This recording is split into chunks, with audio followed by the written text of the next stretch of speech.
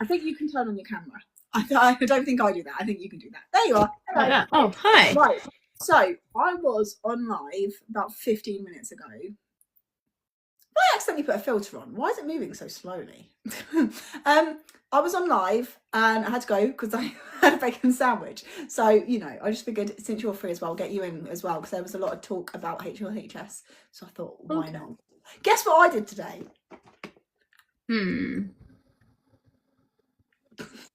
You videoed the birds? Yes, but that's not what I was going to say. You're just outing me as a bird addict. I don't know. Hi, Millie. I lost my voice then. Hi, Millie. Right, we're back. I'm sorry that it took me longer than 15 minutes. That sandwich was a bit beefy. If you're new here and you don't know, this, at least I'm guessing she's in the same place as she is for me, is Sian down here. She has the same heart condition as Dawny, but she is an adult, so I figured we'd bring her into the conversation as well. Yeah, but anyway, guess what I did? I don't know. Did you make something new, like cooking-wise? Nope. The outfit is a giveaway. Some kind of like sports class or something. Get live. Along those lines. There's Casey. Oh, hi! I'll be honest, you're about this big on my screen, so I can't really see you. So if I don't know who you are, that's why. Right. But yeah, hi, how are you?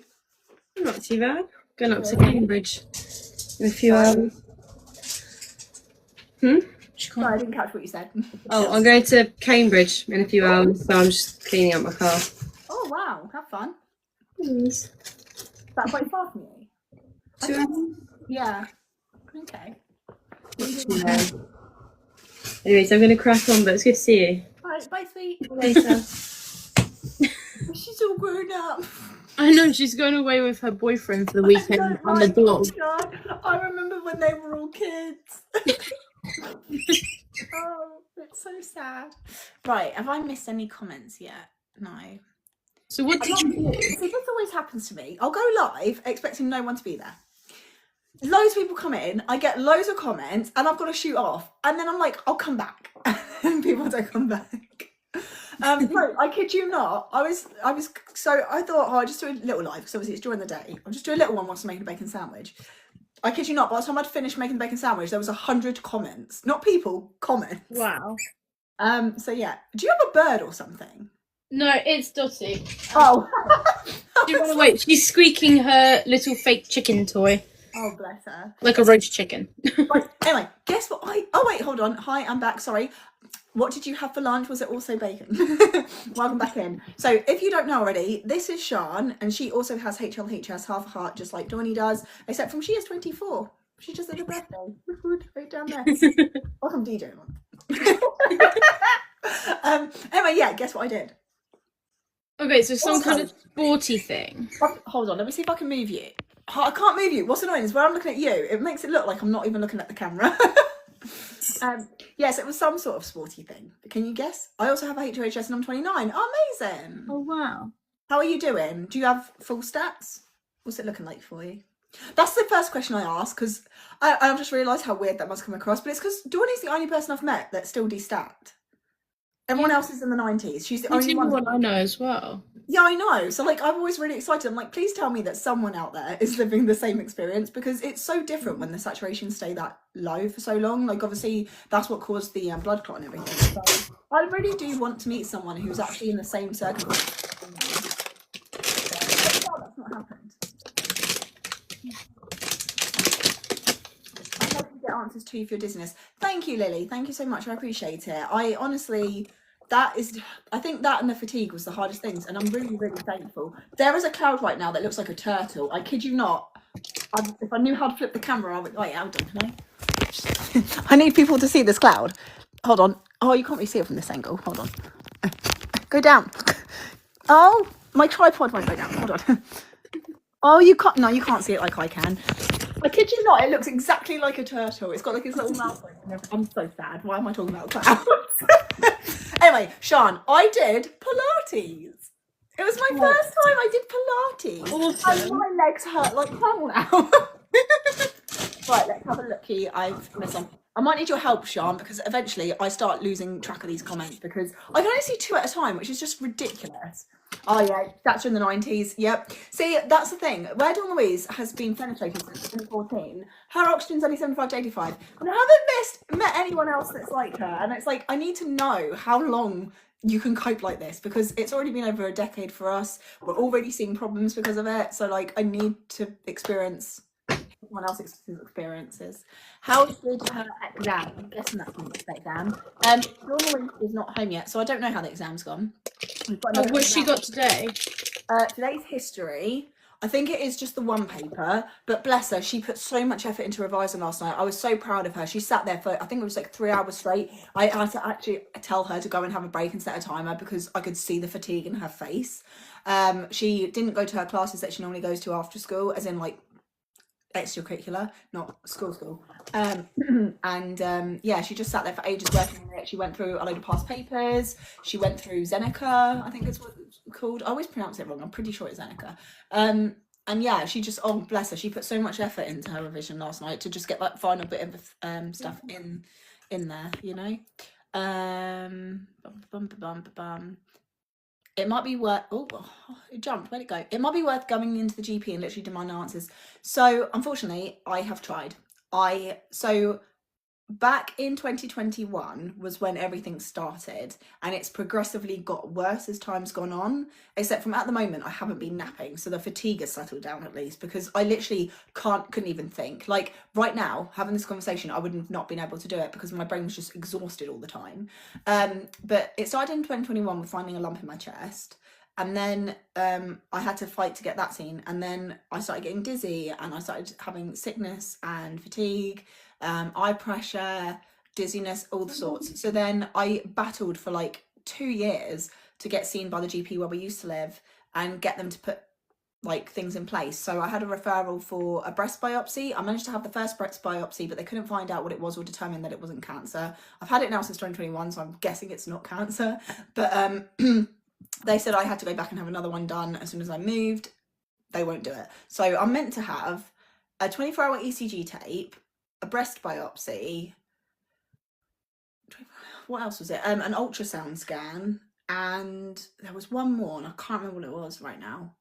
That I was meant to have, and my GP up here since we moved just flat out refusing. So I printed off a list, I kid you not, that took up nearly an A4 piece of paper with everything, because I was like, there's so many things going on with me, it's got to be connected. So I was like, I'll give them the list. I booked a 20-minute appointment, which is the extended appointments, and I got in there, and I kid you not, she wouldn't let me get a word out. She kept cutting me off mid-sentence, wasn't listening to a word I was saying, kept bringing up my mental health, and it's like the thing that's affecting my mental health is my physical health because I can't do anything. So today really has been a big deal for me, really, being able to actually go out and do something for myself during the day and not be just so exhausted.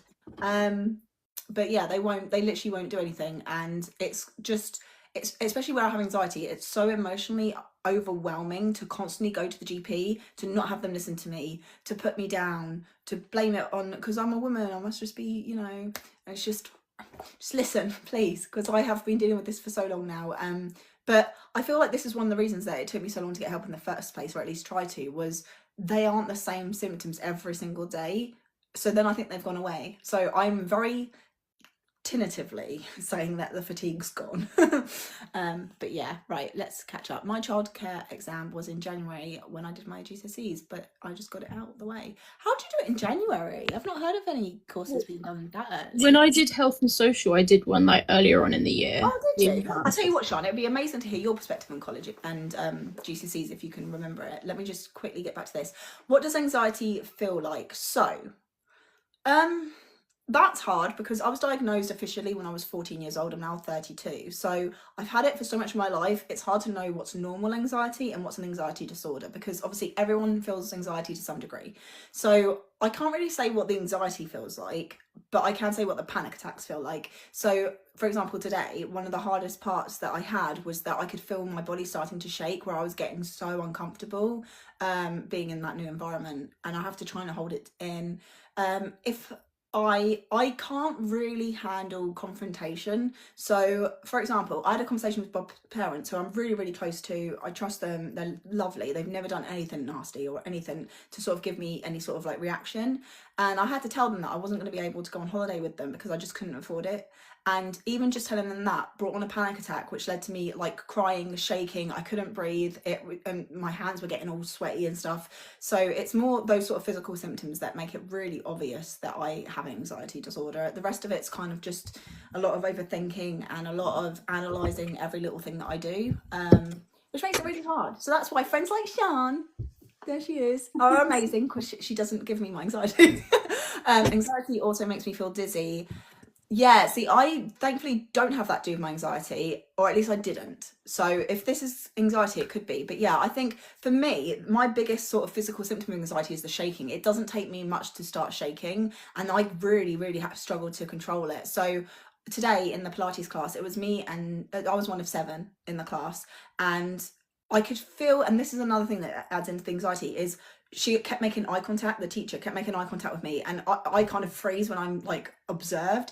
I don't know how I do YouTube, to be honest, because I'm not a very good social person, and because she was staring at me for so long, I could start to feel like, I don't know, it's like your body's kind of afraid, I guess. It is like if someone comes up behind you and like and screams at you, and you kind of like judder and stuff. That's kind of how my anxiety makes my body react to things that I'm uncomfortable with. So yeah, like at the end of the day, I'm really trying to push past it now to carry on living my life. But like when it's at its worst, it can make me physically unwell, and that's when it becomes quite hard to then just push past it, because you lose control of everything at that point. So yeah, they might put you. Yeah, no, she is aware that I have anxiety, thankfully, and that definitely helps, because we had to fill out like forms before we went in, so she is aware that I have anxiety. Could you speak to the instructor? I could try to. I didn't get a chance to today. I got there 15 minutes early, and the teacher was the last person to come through the door, so that didn't really work today. Yeah, exactly. Yeah, I do wonder if it is actually adrenaline, like chemically, that's doing it or not. Yeah, I think that's it. Like sometimes when your anxiety is really hard, it like feels like someone's sat on your chest. And I have asthma, so for me, any sort of like breathing difficulty, it's really hard to tell the difference between. So I have to be careful I don't have my inhaler too much, and confuse that with anxiety.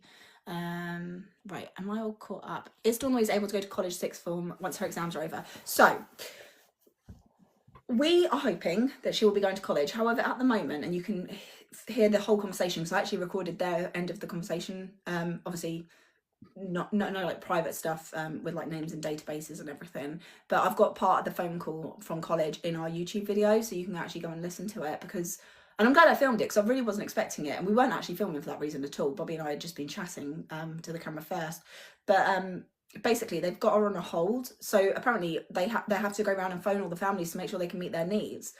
I have no reason to believe that they won't be able to do that for Dawny with the courses that she wants to do. So I wasn't expecting it to be a problem, and I don't understand why they put them on hold after giving out placements, because a lot of people are already getting their conditional offers, and Dawny's can't yet because they've put her on this hold. And they said they were going to phone in a week, so we phoned up last Friday. They said, oh, we'll get back to you soon. You know, they're still going through the numbers. It's now the next Friday. It's now been 2 full weeks, and we've not heard anything. So I am planning to call them, but I need to be here, because obviously when we do call, they're going to need to ask her questions as well. So ideally, I need to wait till she's home to find that out. Right, Shan, I'm going to read the comments. You talk about your experience with college and GCSEs. Put you on the spot now, haven't I? Yeah. No, so for those that have just joined, Shan also has half a heart, and she has done college, and she's on to work now. So she is the disciple. No, I don't know what that means. I shouldn't have said that. But like, yeah, you're like our guidance. You're our guiding angel. Oh, great. This. Yeah, we're just like, what would Shan do? You know. WWSD. What would Shan do? I had to really think about that for a second. Then I don't know if you saw the brain power I had to put behind that. I was like, right, starts with a W. Then there's another. Yeah. I guess what would be the easiest thing? What was for you? Was it easy to choose a college course, or was that quite hard to do because you knew that you were going to have to meet a certain like medical risk assessment type thing? I don't know what this is. Stacking problems. Well, I always knew I wanted to work with animals. So I looked at different colleges that had those courses. And then we ended up choosing the one that was closest, because none of them were easiest to get to. And I still had to get a disability taxi there because I couldn't do the trains and switching trains. It was going to take like a bus and 2 trains to get there, and then walking. And I feel like I don't really remember because I applied for the course and I got a conditional place depending on results, and they didn't do this like whole disability thing. I don't know why you're having trouble with this. Sorry, I just started going like this and I thought I was on camera. Yeah. Oh, so someone's just asked, does Dawn Louise have an EHCP? And you didn't either, did you? No, that's what I was going to ask you, if she has one. Yeah, so let's talk about that then. So EHCPs. Dawn Louise, I kid you not, we have been applying for it every single year since she started school, because even the schools were like, she needs a 1-to-1, because they couldn't meet her medical needs properly, because they couldn't have a member of staff just for her. But unfortunately, they can't because they don't have educational needs. So Dawn Louise had been in therapy for a little bit because going through lockdown and shielding, 18 months locked in a flat, that was a lot for a 10-year-old, you know. She went through a lot going through that. So we sought out medical, psychological help with that. And they did do like a screening to make sure that there wasn't anything. And because she's got no educational needs, she can't get any HCP. So she's got a healthcare plan. Her school do That's not. what I had, I think. Yeah, I don't know about you, but I'm so over schools just not listening to it. Like Dawn Louise, it's imperative that she drinks a lot of water because it actually does affect the way that your blood moves through your body, and they're also at risk of dehydration. So it's imperative that she has access to water. 3 times last month, we had to phone up the school in 1 week being like, you cannot deny Dawn Louise going and getting water. Because they were saying, oh, you should have done it at a break. It's like, you don't understand. She will finish it before the next break. Or the toilet. Exactly, yeah. So she had to use her medical pass to leave, which she shouldn't have to lie to be able to get what she's entitled to through her healthcare plan, because it is dangerous for her. Like in the heat, especially because this was a hot day. Last summer, she went to musical theatre, came home, she couldn't breathe, she couldn't speak. Like we would genuinely look on the cusp of having to get her an ambulance. We had to put like ice packs all over her body, do breathing exercises, we had to give her ice to chew on and all sorts just to get her to like cool down, and rehydrate her again. So obviously if that happens in school, no one's watching her close enough to know what to do, whereas when she's with me, I'm obviously really hyper aware of every little thing that gets set off, if that makes sense. So yeah, what about you, Sean? What was something that you struggled with not having an HCP? Well, like accommodations for like exams, because I do have processing and decoding. Yeah, so did you get that picked up in school or did you go for a private assessment? My heart hospital assessed me for it. Oh, okay. Yeah. Was that part of the psychological team under the heart hospital, or? Yeah, I assume so, because it was after I had another open heart surgery and stuff. And yeah. Dawney saw the psychology team at the old heart hospital, but again, they didn't want to help because I don't know if you had this problem, but we keep having the same problem of we go to, like, for example, psychologists, and they'll be like, no, because that's to do with school, and then like CAMS wouldn't see her because it was too related to her heart condition. So both teams reject her, saying that it's crossing over too much. But it's like, okay, but both of those things are happening at the same time. It's in one person. Yeah. Yeah, so when I was going to the hospital school after my operation, they were like, she's way far behind for a year 7, because that's how old I was. Yeah. And then my primary school had said it was because I missed, like 6 weeks in reception, and that's just obviously not correct. Like 6 weeks of reception is not, like, that's nothing. Yeah. And then so they decided to do the test, whatever it was. I went in for a day to do like loads of written things. They diagnosed me with that. And then because we were having trouble getting the school to listen to, like, I needed a laptop and stuff,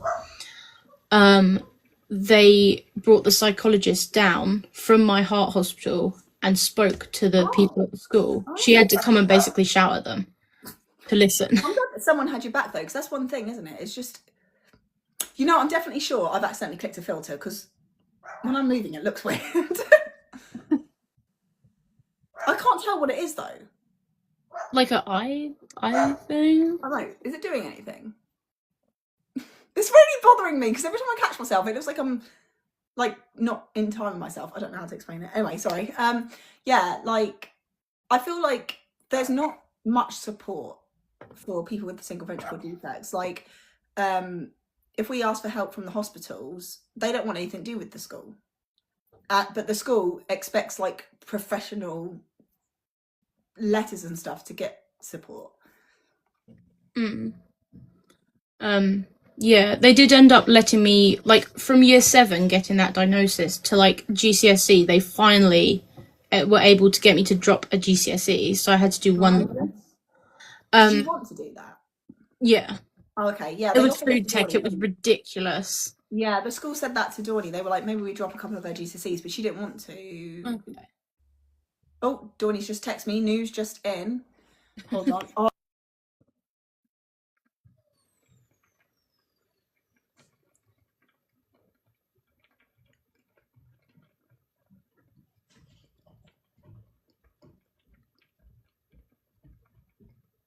Right, we're back. News just in. Dawny just said that the revision last night really helped because she did amazing today. So that's good.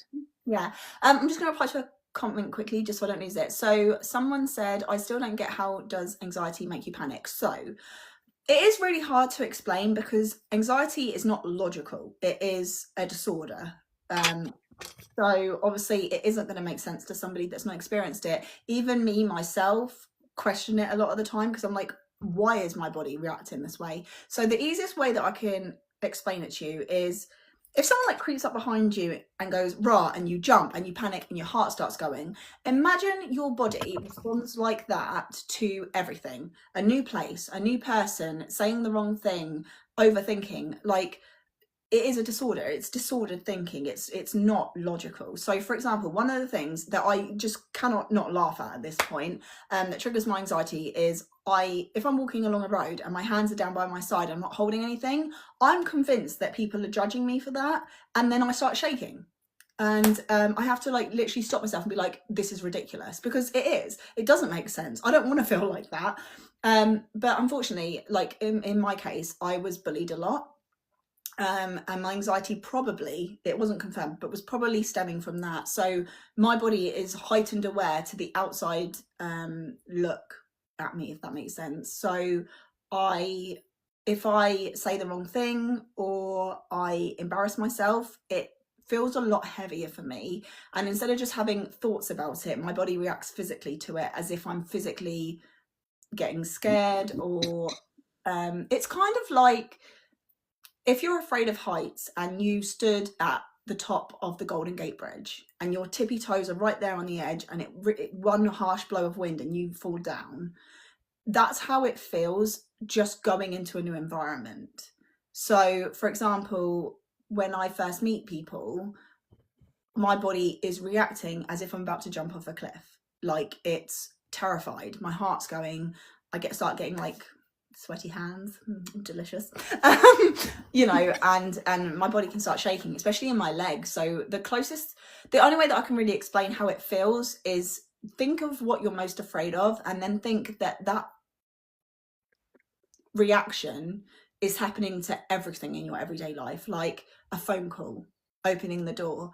Like, it really doesn't make any sense, and that's what makes it so hard to cope with, because you can't treat it with logic. You can't just tell yourself this is just a person or this is just a phone call, because your body's reacting to something that happened in the past, or at least in my case. Obviously anxiety can be caused by a whole load of different reasons, and I haven't been in therapy for it since I was 19, so it's not like I can speak from a psychological point that much anymore, because I'm not having those conversations.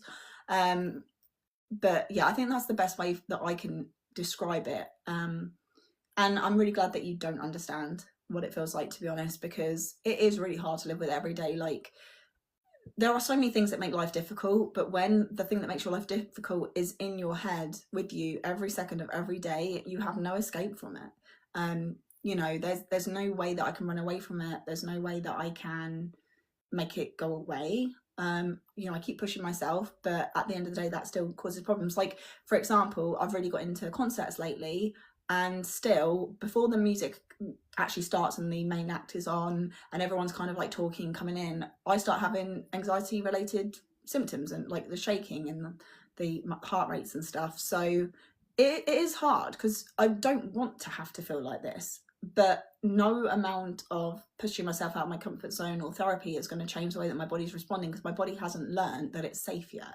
And I think that's the best way that I could possibly describe it, but I don't know if that's going to make sense to someone who doesn't know what it's like to live with themselves. I feel like when you speak to someone else that has anxiety and I speak about it, they kind of say the same thing, so they understand it. So I feel like it's just one of those things, when you haven't got lived experience, you're just not going to understand what causes it, because it's not a logical disorder.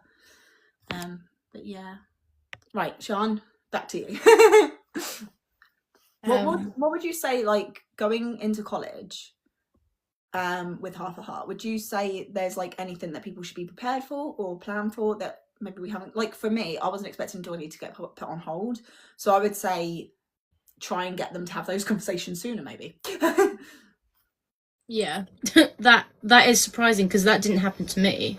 Oh, did it not? Okay, I wonder if it's just this college thing, because like I said, I was not expecting that to happen at all. So how was the sort of intake into college for you? Well, just like anyone else, I just applied, and then when I got the place, maybe it's because when I got the place, we started telling them like more in depth about my medical condition then. Okay. Did like having your pacemaker and everything, did that change the way that you were thinking about going into college? So they did have like things on the gates where you had to scan a thing, and so I just checked with them that that's not magnetic and stuff. Okay. And then we did tell them, like, just because it was like a farmy sort of college, like in case there's any farm machinery that uses magnets, but there wasn't any, so not really. So did you, because are you comfortable talking about how you end up getting the pacemaker? Yeah.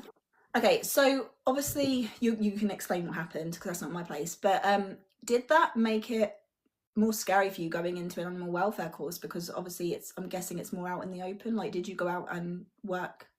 Like, I don't know, at the college that we've looked around, there's like loads of fields and stuff with the animals that you can go out, so it's not all in a classroom. Yeah. So it wasn't a huge college. And that's why we chose it as well, because there wasn't going to be as much walking. But there were fields like that the animals were in, but we weren't alone. Oh, okay. There was always either other students or like teachers. And the teachers, they were told about my heart condition, and I told some people that I made friends with. So Yeah. Do you feel like it's easier to tell like your peers in schools and stuff about your heart, or to keep it hidden? Like, do you feel like it's have you ever felt like you needed to hide that part of yourself to feel like you fit in? Because I know that for Dawny, one of the things that she struggles with is feeling like she's not normal, because she's like, obviously she presents sick, so she already doesn't look like everyone else, if that makes sense. yeah, I don't really care who knows about it. So I did just tell them, and some people were like, oh, we don't know what that is, obviously, because a lot of people just don't know. And then there was, in my second year of college, there were some people that we told, or me and my friend were talking about it, and they heard or whatever, and we were talking about it, and then they were like, what? And so I explained it a bit more, and they were like, I don't want to be mean, but like, how are you alive then? Yeah, Dawny's had that comment throughout her entire life. It's like, shouldn't you be dead? They're not even like careful about it. They're like, shouldn't you be dead then?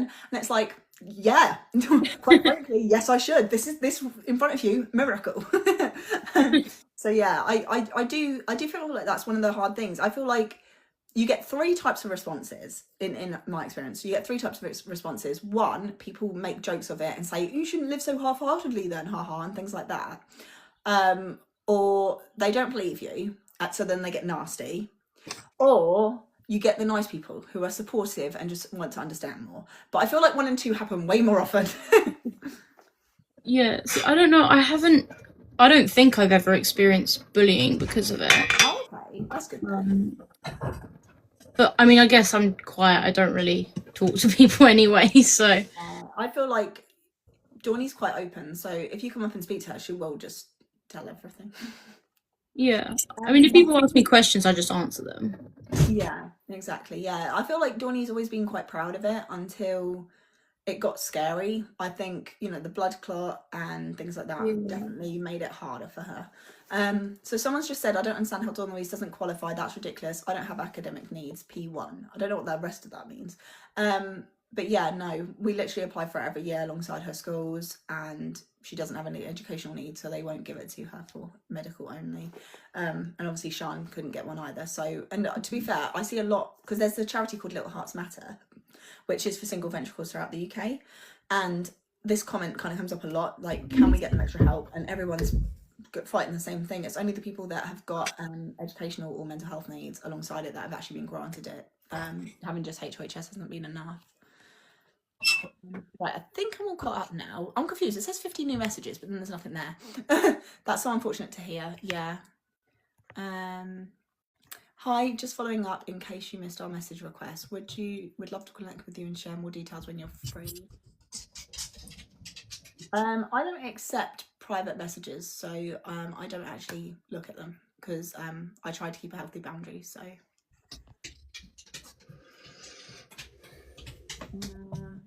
did she get onto her college course? We are still waiting for the phone call.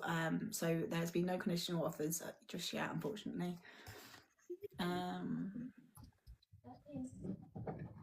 Headband and pigtails is literally her signature hairstyle. Yeah, I went to Pilates today and I have a scar on top of my head, so I won't put it in a ponytail because it'll hurt. So this is what you get. But actually, my signature hairstyle was actually having it curly. This is just my lazy hairstyle.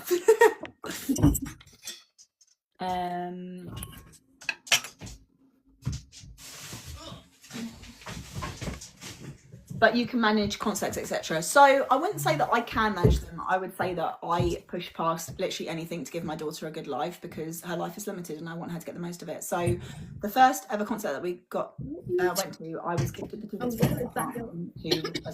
go. And I really struggled with it. So we went to the Eras tour. So it was a big tour, big concert for the first time. And I thankfully had these really big, I'm actually getting a bit upset even just thinking about it. It's hard. I feel embarrassed when I talk about it because if people don't understand, I can get how it looks. But basically I had these massive sunglasses, and when people started getting excited and they were standing up and stomping their feet, my whole body started shaking and I had to sit back down because I couldn't stand up because my legs were shaking so much. And that sent me into a panic attack. So I put on my big sunglasses, and through like half of the first of the concert I was actually crying. Obviously no one else could realise because it was silent crying. It wasn't like, you know, sobbing, but I pretty much cried the entire first half of that concert because my anxiety was so high. And it was a 3-hour concert, so that was quite a bit of time for me to be not coping with it. So I wouldn't say that I can do it. I would say that I'm really, really trying to, and I'm pushing myself really hard to keep going because Dawny's enjoying it so much. And I do really enjoy going and having, like, listening to live music. Like, live music and the atmosphere that starts once everyone's there is incredible. Like, I've never experienced anything like it, but the whole lead up to everyone just focusing on the artist and singing along, that's really hard. And I don't think I'd be able to handle it as well, like, because Dawny is disabled, she's got a Nimbus card, which means that she can go through the disability entrances. I don't think I'd be able to handle going in with everyone because there's so many people in such a small space. That would also be really hard. So we tend to go in and get settled down before everyone else comes in, which definitely really helps. So yeah, I wouldn't say that it's that I can go or manage to go, it's that I really force myself because I know how much Dawny's enjoying it and I don't want to limit her life because of my illness or mental, I don't really know what to class anxiety as, other than just saying anxiety.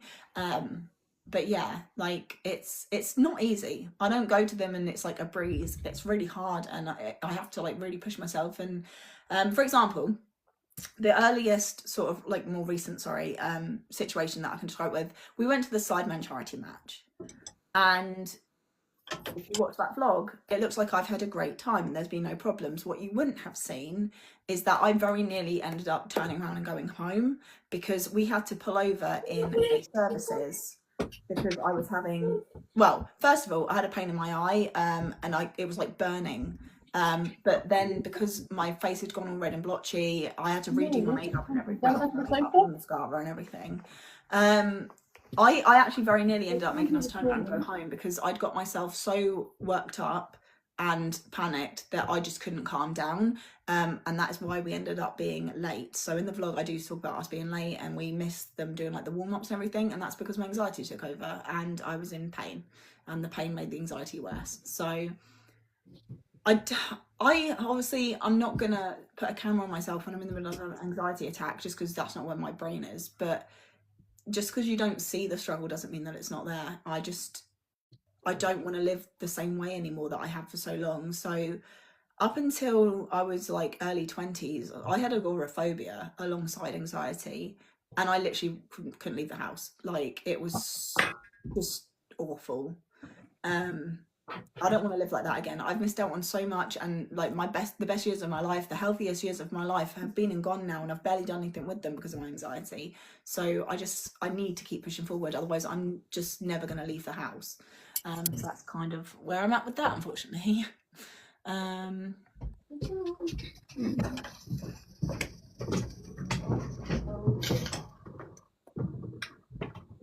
Sean, do you want to share some stuff whilst I keep? I've got to find out where all these comments have gone. So yeah, talk about well, you were talking about college, weren't you? What would you feel is the most important thing for HLHS warriors or parents to know before the school journey starts? Well, college journey, sorry. I mean, obviously you got to tell them about the condition and everything. And then we actually always tell them like an emergency plan, but I think that's in the medical plan thing, isn't it? Sorry, can you say that again, please? Like an emergency, if something happens. Isn't it a healthcare plan? Yeah, the healthcare plan. That's Yeah.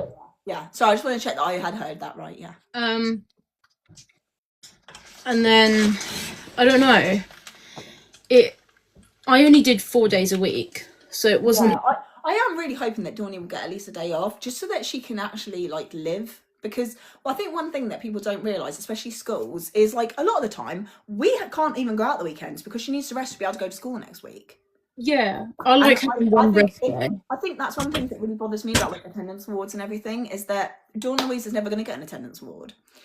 However, she literally has to stop living her life to be able to attend school sometimes, and no other student in that classroom, I'm guessing, fingers crossed that they're not going through similar things, would have to do that. You know, very, very few would have to do that. Also, someone said, what about hospital school to check? Can you explain to me what that is? I don't know if I've missed another comment, but I don't understand what that's actually about. So I'm gonna need someone's help with that. I don't get, oh, this one's good for both of us, Sean. I don't get why teachers push us disabled people so much. It's like we can't help it. Could not agree more. You know, sometimes Dawnlee has to sit down during her GCSE dance class. Thankfully, they've been respectful, but in primary school, like, I literally had to end up taking her out of like sports days, PE classes and everything, because they didn't understand that once she hits the wall, she can't keep pushing, and it was putting her life in danger. Like, we were getting ambulances because of it. And same with she got an ambulance because she got really sick, because they let her out in the cold because they thought, oh, you know, she'll be fine, she just needs to be out there longer. It's like, no, that's not how it works. And yeah, what about you, Shan? Would you say that you've had sort of the same thing? Well, this is the thing, you've had such a different experience with Dawn Louise. Like, I feel like my schools were one, they were smaller. Yeah, see, that's the thing, being in the city, they're all big classes. Yeah, they seem to have been way more understanding. Okay, that's really good though. Like, after I had all the problems in year 7, they literally wouldn't let me do PE. They were like, no, you sit, don't do that. I'll tell you what though, when Dawn Louise moved to her second primary school, I got a phone call the first day and I was like, oh God, not now, not already. And it was the teacher asking if she could drink tap water or would it be too cold. Oh, it was the sweetest thing. That's the kind of teachers you need. Yeah, I loved her forever. I won't say what her name is, but I will forever remember her because she was just incredible. And like, it became like a running joke that we'd make her pick up time and everything. But honestly, like, that one question meant the absolute world, because I was like, this year Dawnie's going to be in safe hands, and I was right, because that was the only year that we didn't have a single problem with our teacher or things like that. So it really does make all the difference when they just listen. Like, that's all we need, is we just need them to listen and not argue it, not believe that we're lying, not question it. Like, if you're having problems, go and Google it, because half the stuff's on the internet these days anyway, especially with Little Hearts Matters website. There's no reason for you to turn around to a student with HLHS and say that they're lying anymore. There's too much, especially a child. Like, yeah, exactly. Does your hospital have a hospital school? No, not that I know of. However, we have moved to a new one, and she is under a specialist hospital, so if she's like taken in by A&E, it's not under the same hospital anyway, so not that I know of would be the answer to that. But she's never used a hospital school, so I wouldn't know. I wish I could come up and tell my story too. But I understand it's not too hard to fix. Yeah, so obviously I think it's important that we talk about, you know, all kinds of disabilities, and I do feel like there's more awareness needed. However, with Dawn Louise's condition being so complex, and obviously Shanta as well, I do think we should probably keep it to HLHS, just because we don't want to share things that then get confused as being with HLHS or not, because then it makes it harder for us to raise awareness. But I appreciate that you understand that. I think, am I all caught up? What age is your little girl? My little girl is 16. She is not little anymore, and it's killing me. Yeah, Dawn Louise is 16. So yeah, getting big now. I wouldn't say that music helps and that's why I go to concerts. It purely is, Dawnie absolutely loves them, and I don't want to be selfish and take that away from her just because I find it difficult.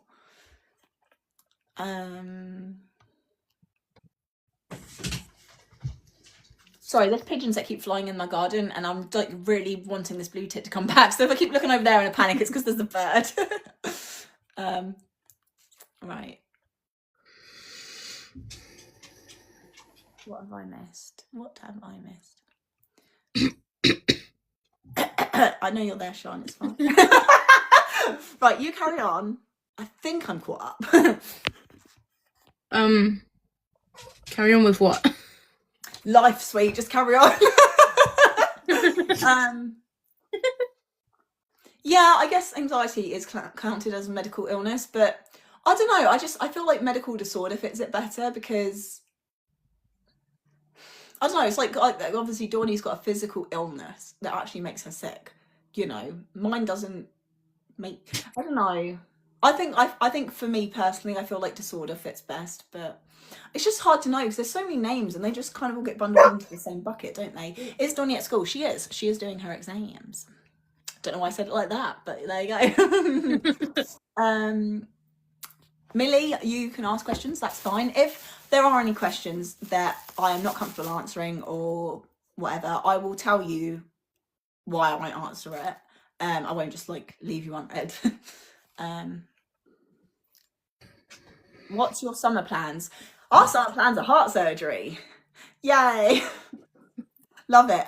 Dawnie's going to go to a couple of camps for terminal illnesses. Other than that, we haven't made any plans because we don't know when the surgery is going to be or how bad the recovery is going to be this time, because we had problems last time when we weren't expecting to. So we haven't made any plans yet. It's going to be her longest summer and possibly our last one if I can't be a carer anymore. So, oh, that reminds me. 2 seconds.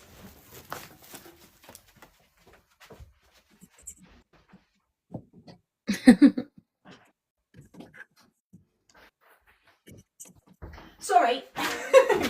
I just remembered that when I walked past the hallway, I saw a letter hanging out the door and I forgot to go get it.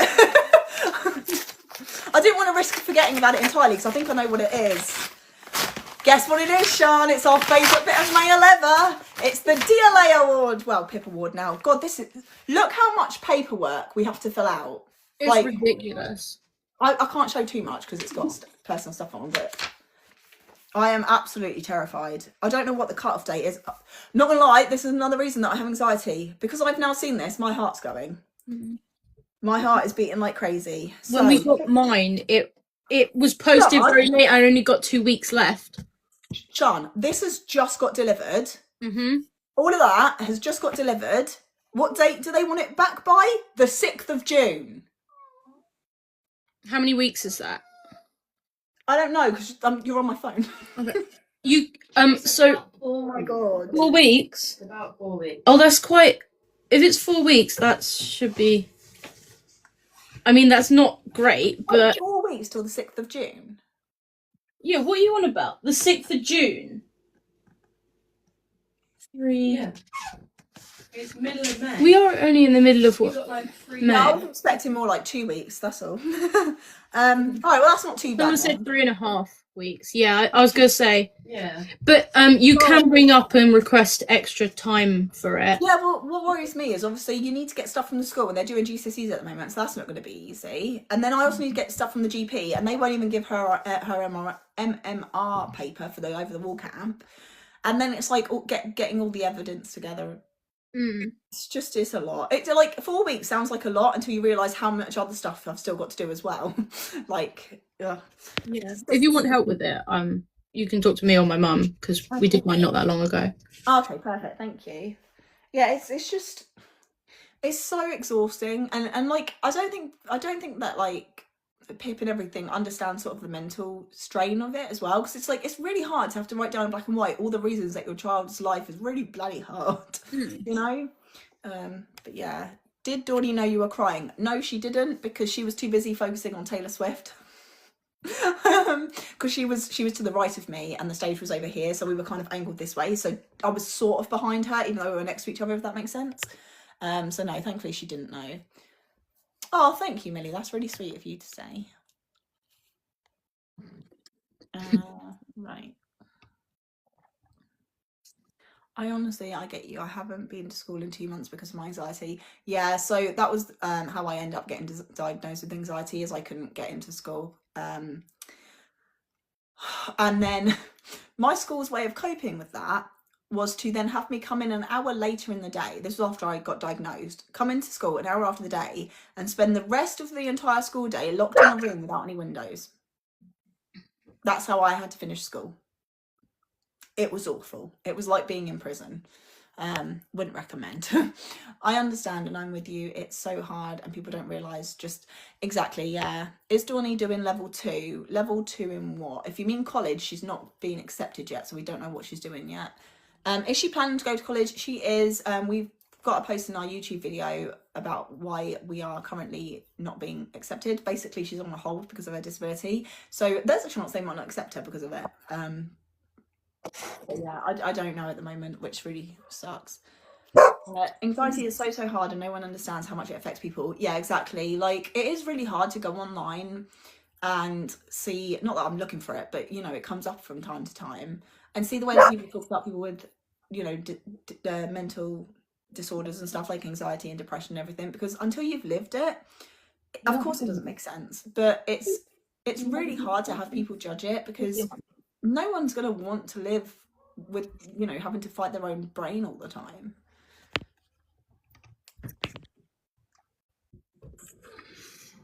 Oh, bless you, Millie. Honestly, it is hard. Like, it gets exhausting being treated the same way over and over again. Like, we've moved nursery twice, we've moved primary school twice, we moved secondary school twice. We can't just move in college, so I'm just really hoping that this time she actually gets treated fairly. There's no ableism, and she is actually cared for correctly, so that she isn't in an ambulance, because it gets exhausting constantly fighting for the same thing over and over and over again.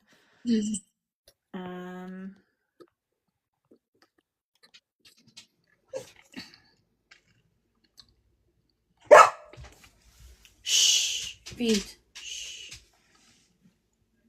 Sorry, it's gone from like no comments to like pushing loads up. I think it's delayed or something. Let me just make sure I'm all caught up. I watch your YouTube. Thank you. I appreciate that. I hope that you've been enjoying it. I haven't been to school for like 2 months because of anxiety. I'm so proud of Dawn. So Dawny doesn't have anxiety. That's me. But I appreciate you saying that for Dawny anyway. Does Dawn get extra time in exams? No, she doesn't, because she doesn't have educational needs, so she is not entitled to that. 3.5. What's one thing? What's the one thing of advice you would give to your younger self or to someone else? If we're talking about anxiety, I would say Reach. it's not going to get better. It is going to get more easy to understand how to manage it, because the difficulty hasn't got any easier, but knowing how to make it manageable has, if that makes sense. I just feel like the older I get, the more I'm able to understand why my brain thinks the way that it does and why my body reacts the way that it does, and that helps to then fix the outcome physically. I never did my exams. COVID happened that year. Oh wow. So what happened with that? Like, do you just get into college, or like, that's just really interesting. I wouldn't even know how that would work. Does she have an EHCP or healthcare plan that might help the evidence too? She has a healthcare plan, but she is not entitled to an EHCP. The reason that I'm worried so much about PIP is because so many heart kids get turned down for it, even if they were getting DLA, and we have never been able to get high on DLA. So we really struggled to get what we got for that. So it is scary because so many people get turned down, and Dorney's condition is expensive to manage. So we do need it. And I'm also Dorney's carer. So if she was denied fully from PIP, I then have to go into immediately looking for work while still applying for PIP again. And Dorney's still having needs that mean I'm here, and I just don't know how we're going to handle that. So that's definitely makes it harder. Yeah. So I got turned down the first time switching from DLA to PIP, and then you have to appeal, and then they finally listened and were like, yeah.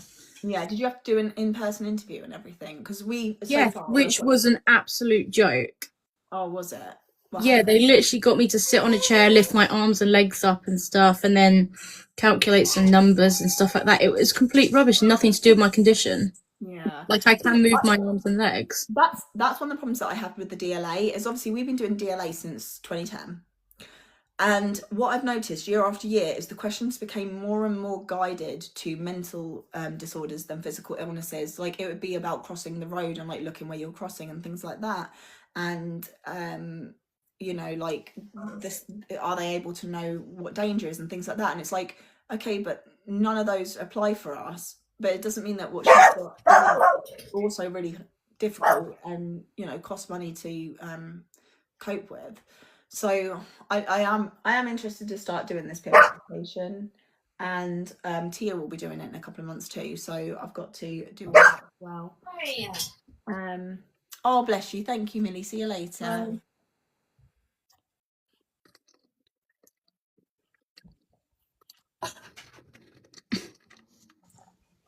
Oh, okay.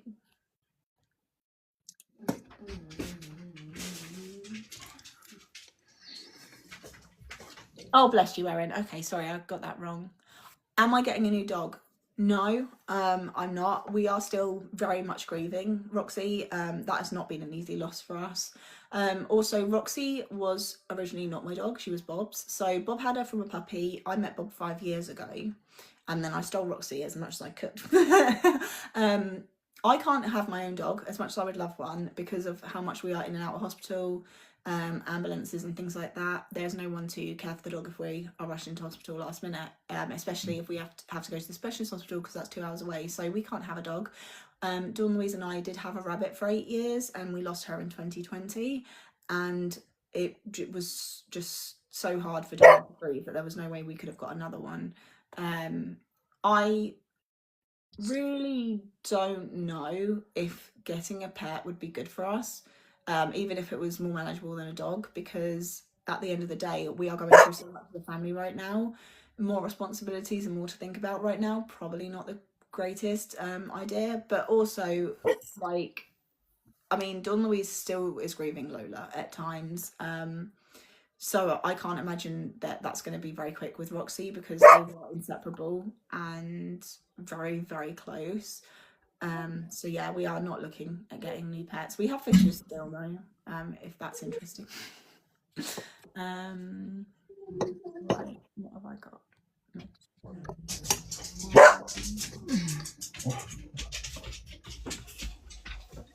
Reach. When I say it's hard to fill out, I mean more because the questions aren't based around a disability like Dawn Louise's, or at least they weren't with DLA. I haven't done PIP yet.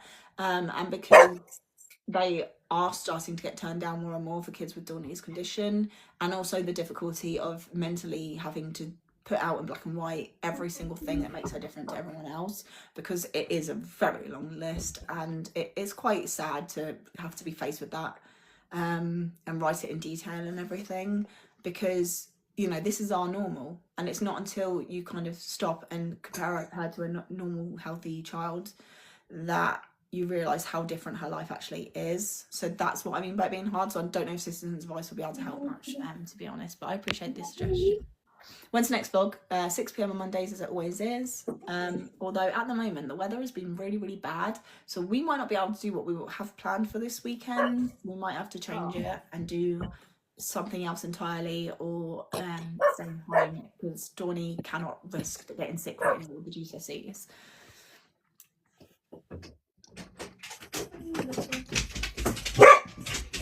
Oh, the read. Show us the read. Oh, I know those paws. come here. Come here, Gabriel wants to see you. Yes, I do. Oh, look at him. Dottie does not like it when I pick Reed up. Well, I like it when you pick Reed up. He's adorable. Oh. Oh, he's so big. I love He's him. really heavy. He's coming to Cambridge this weekend. He's doing what, sorry? Coming to He's Cambridge. going away with Oh, lovely. He's going to get a haircut there. Oh, nice. Yeah, her boyfriend's mum cuts dog's hair, so. Oh, cool. So go on, Reed. Where is your shirt? Oh. Dottie had it in the front room this morning. Is your shirt in my room? It was in the front room this morning. He might have brought it up. I don't know. You checked down the back. Someone said you look just like her. Who do I look like? You and Dawn Louise, very similar. Oh, okay. Yeah, I'm actually really surprised at how many people say that we look like each other, and people commented on Dawny's video saying you look just like your mum, but I don't see it. Especially that video where she was in the red top talking Yeah. about the... Yeah, that. I actually, when I first scrolled onto it, thought it was you. Really? Yeah. Just for a second. Well, for her sake, I'm sorry. Hey Emma, welcome in. What does she want to study at college? So I'm not saying it because I am afraid of jinxing it. So she will tell you that. But yeah, if you follow Dawny's YouTube channel, Adventures with HLHS, she will be documenting her college life. So, because when we've looked on YouTube and everything, we haven't seen anyone, and I don't think you did either, Sian, document college with HLHS, did you? Not really. I mean, I didn't want to film at college, so... Yeah, like obviously she can't film at college, but she's going to be documenting her progress and as things come up and everything. Right, am I all caught up now? I think I am. Hurrah! Yay! So I've given myself the hiccups. Oh dear. Right. What would you say is like because obviously working with animals and everything, what would you say is something that makes that sort of line of work more difficult? We don't have a date for the surgery yet, no. Like the energy. Sorry. The energy levels, but having one day off to rest, like an extra day. Because then I could still do stuff at the weekend, but I'd have a full day to just rest. That is true. I'm really hoping if she does get a rest day, it's halfway through the week, because I think that would be the best outcome for her, really. Or a Friday. Yeah, I was going to say, I think the second year it was a Friday, and then I could rest before the weekend, and... Yeah. I do think a 3-day weekend would be amazing for everyone, to be honest.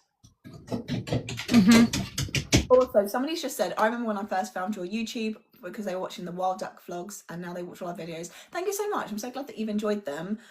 We really do love going to Havens. We have 2 booked for next year, so stay tuned. She should at least get 1 day off. Hopefully, I am hoping so. I just think it like you said, Sian, I think it will be better for her to have that day of rest. But are you meant to, like, is it actually a day off, or are you meant to like do work from home? You're meant to do coursework, but okay. I just rested that day. Or sometimes I had to do work experience that day. Yeah, they've said that they'd expect Dawny to. I'm not sure if she's going to have to get a paid job or if it's voluntary. Because if it's a paid job, that's going to raise some problems for us. And I'm going to have to try and work Mine it was out. voluntary work experience. You don't really get paid. Yeah. Well, no, I know with voluntary you don't. What?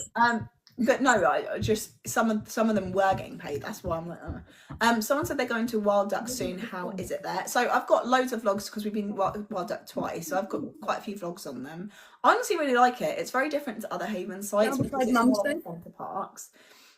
It's a small site. I would definitely, if you have bikes and can take them because it's quite a nice like little route to go around. The people that work there are so lovely and really friendly. And there's loads of stuff to do for free in the area. Like just down the road, there's a free owl sanctuary where you can hold owls, and a free horse sanctuary. So there's definitely lots to do there. And the Hippodrome Circus is amazing, and the arcades. Big fan of the arcades on the seafront because they just go on forever.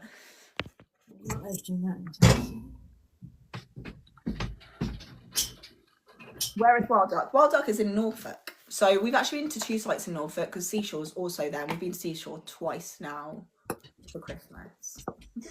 Yeah, and then there's Castor-on-Sea, which we went visited because they let us come in just to have a look around. And I'm so sad because we said that we were going to go back there because it was the first park that we've been to that had a dog agility thing, and we were so excited to take Roxy back because we'd had Roxy with us and she loved it. And now I don't know if we're going to be able to cope going to that one because it just feels really sad. Oh no, wait, you used to live there. That's so cool. I used to live by the sea. Yeah, I can't wait to go. We wanted to go. Oh no way! Oh, I'm glad that you enjoyed it that much. That's so lovely. Right, yes. Sorry, Sean. I'm all caught up now. I've got to make sure I don't lose them because otherwise I can't keep up. I live by the sea in Somerset. I have a friend that lives in Somerset. I used to live in Portsmouth, so I used to live on an island. Not many people can say that in England. Oh, no way. Would you go to any of the other Haven sites that we've filmed? Because I'm really excited for the next 2. Also, stay tuned because Sean, hopefully, fingers crossed, will be coming with us. Fingers crossed. If not, you're going to get FaceTimes every day like, look what you're missing out on. Just wind you up. No, I really, really hope that you can come because it'll be so much fun. Especially in May. Hopefully, it'll be better than this May. This May is Disney. I'm in Disney. It's like it's November. I was freezing. Yeah, no, literally, when I was walking to Pilates, oh my God, it was like December. I was freezing. My hands were literally white. Going to Seashore soon. Oh my God, go on the water slide things. They're amazing. They're so good. Will you come to Haven in Somerset? Which Haven site is that? At the moment, we've done 8 of 38 parks. I think the Somerset ones, if I'm remembering correctly, are Devon Cliffs. And we've done Weymouth Bay. I know there's Rockley Park as well. Are they Somerset? I love the rainy weather. See, I wouldn't mind the rainy weather. My problem is I need a new coat. I don't know where my hat's gone. I've got no gloves. And for Dorney, it's like life and death threatening. Burnham-on-Sea. Oh, okay, we did Doniford Bay. We've done Doniford Bay twice or 3 times now. So kind of been around that area. But we haven't done Burnham-on-Sea yet because we took the dogs and that one's not dog friendly. So, yeah. Yep. My sister's going Burnham-on-Sea next month. Oh, have an amazing time. Orchard, Costa, Kent Coast, and soon. Oh, amazing. We are doing the orchards next year. Little secret for you, don't tell anyone. I'm going to Butlins. I would like to go to Butlins, but every time I've looked at it, it's been really expensive. And now, because Dorney's 16, I'm like, oh, I don't know if she's going to enjoy it as much as maybe she would have when she was younger. Amazing.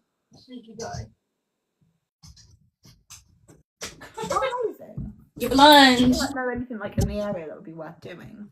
I will say, I've heard that Devon Cliffs has a 2-floor arcade, so that alone is a good enough reason for me to go. Oh, okay, good. I quite like the quieter parks because, to be fair, we normally go at the weekends at the start of the season in March, so it's normally really quiet when we go to Haven sites. This time we're going for a half term, so it's going to be crazy. But yeah. See you on Monday. Yeah, no, I would definitely like to do that. Our plan is to do every Haven site, so eventually we'll have all of them. Bye. Bye. See you later. Bye, Riedel. Come on, Dad. You go. Dottie, you're not going. He's like, yes, I am. Holiday for me. Does he want to sit in the car with Reed for like 3 hours? Oh, bless her. Oh dear. No, what are you doing? Stop it. Every so often you have to do this weird puzzle thing to prove that you're still here. It's like, What? Right, where was I? It's actually been to the orchard about 10 times. Oh, wow. Oh, I love a zoo. I should definitely do that. How is she finding her GCSEs? Difficult. She's been too cold in them, which obviously causes a distraction. She's been tired on some days. She yesterday ran out of time and couldn't do the last 2 questions. So it's been hard, but she sent a little message whilst we've been live and she's doing much better today. And I think it's given her some confidence.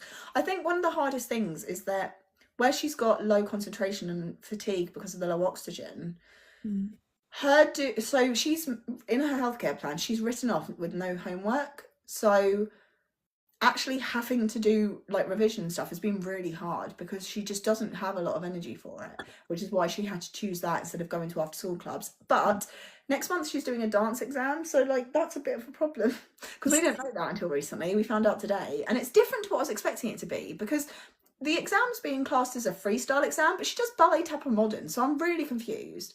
Hey Liv, welcome in. Right, have I missed anything again?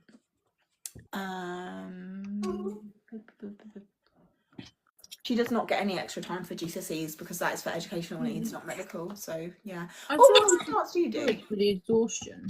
Oh, sorry, say that again, sweet. I feel like she should get extra time because of the exhaustion and.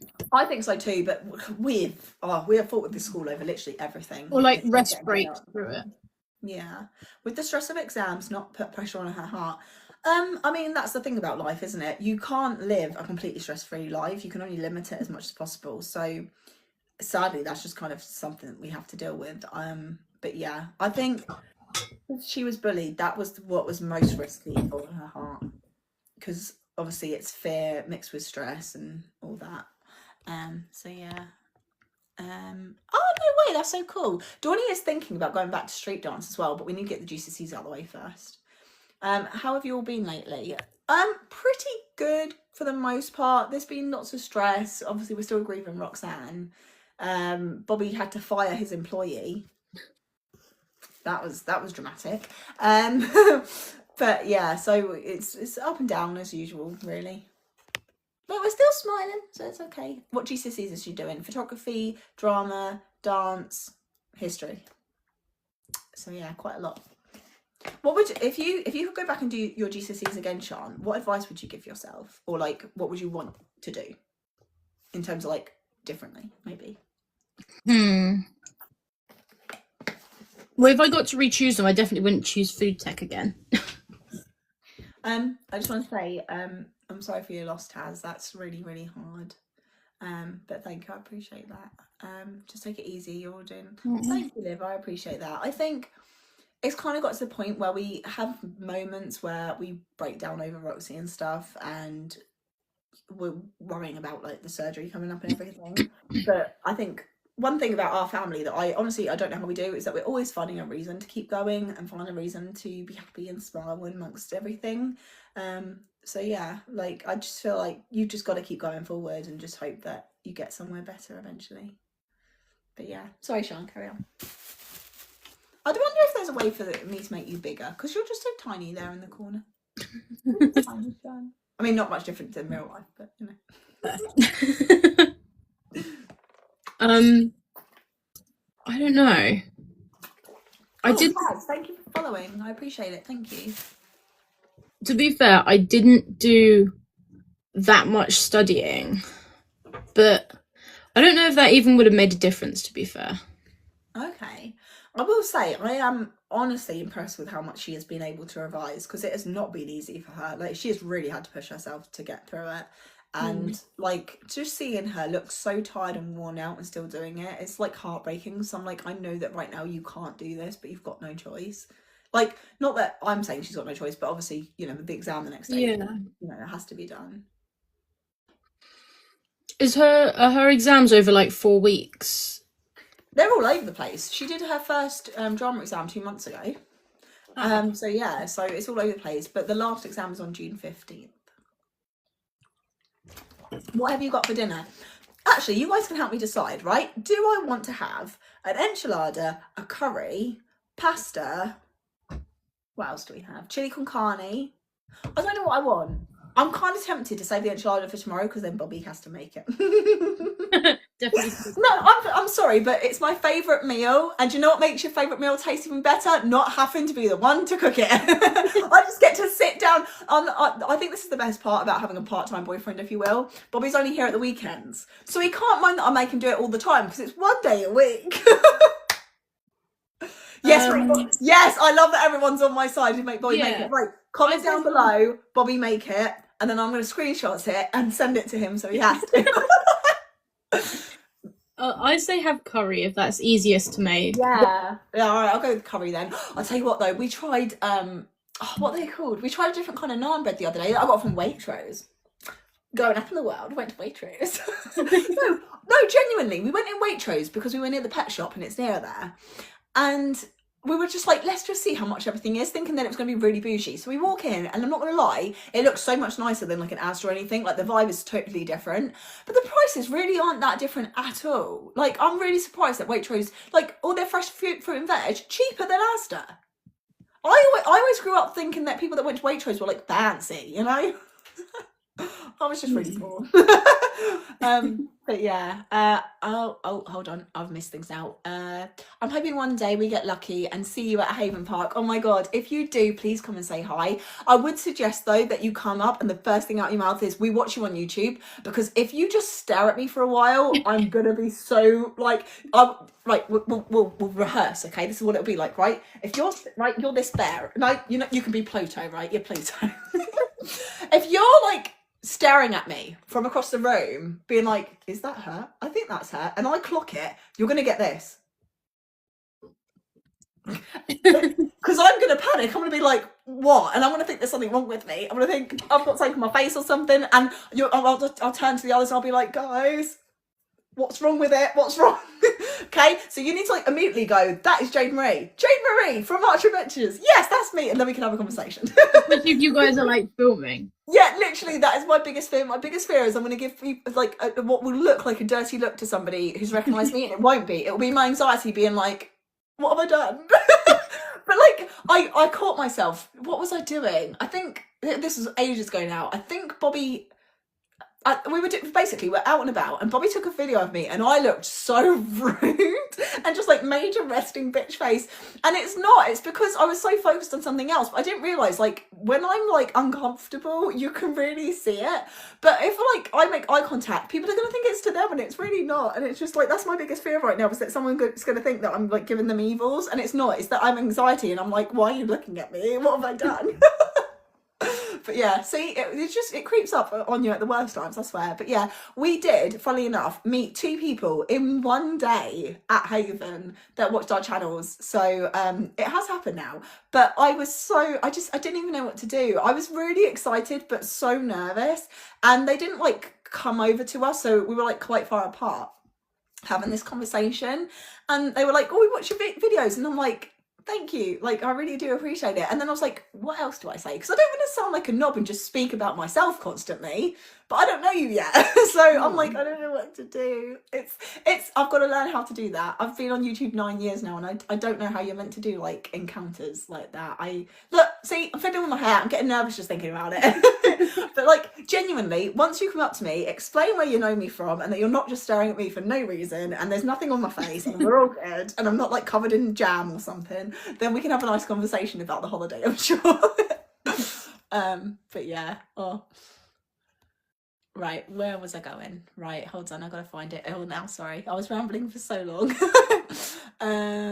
Where is the anteater from? Oh, I love this question. So this is Annie. Oh, she's so soft. This is Annie, my anteater. Isn't she impressive? Like, how often do you see?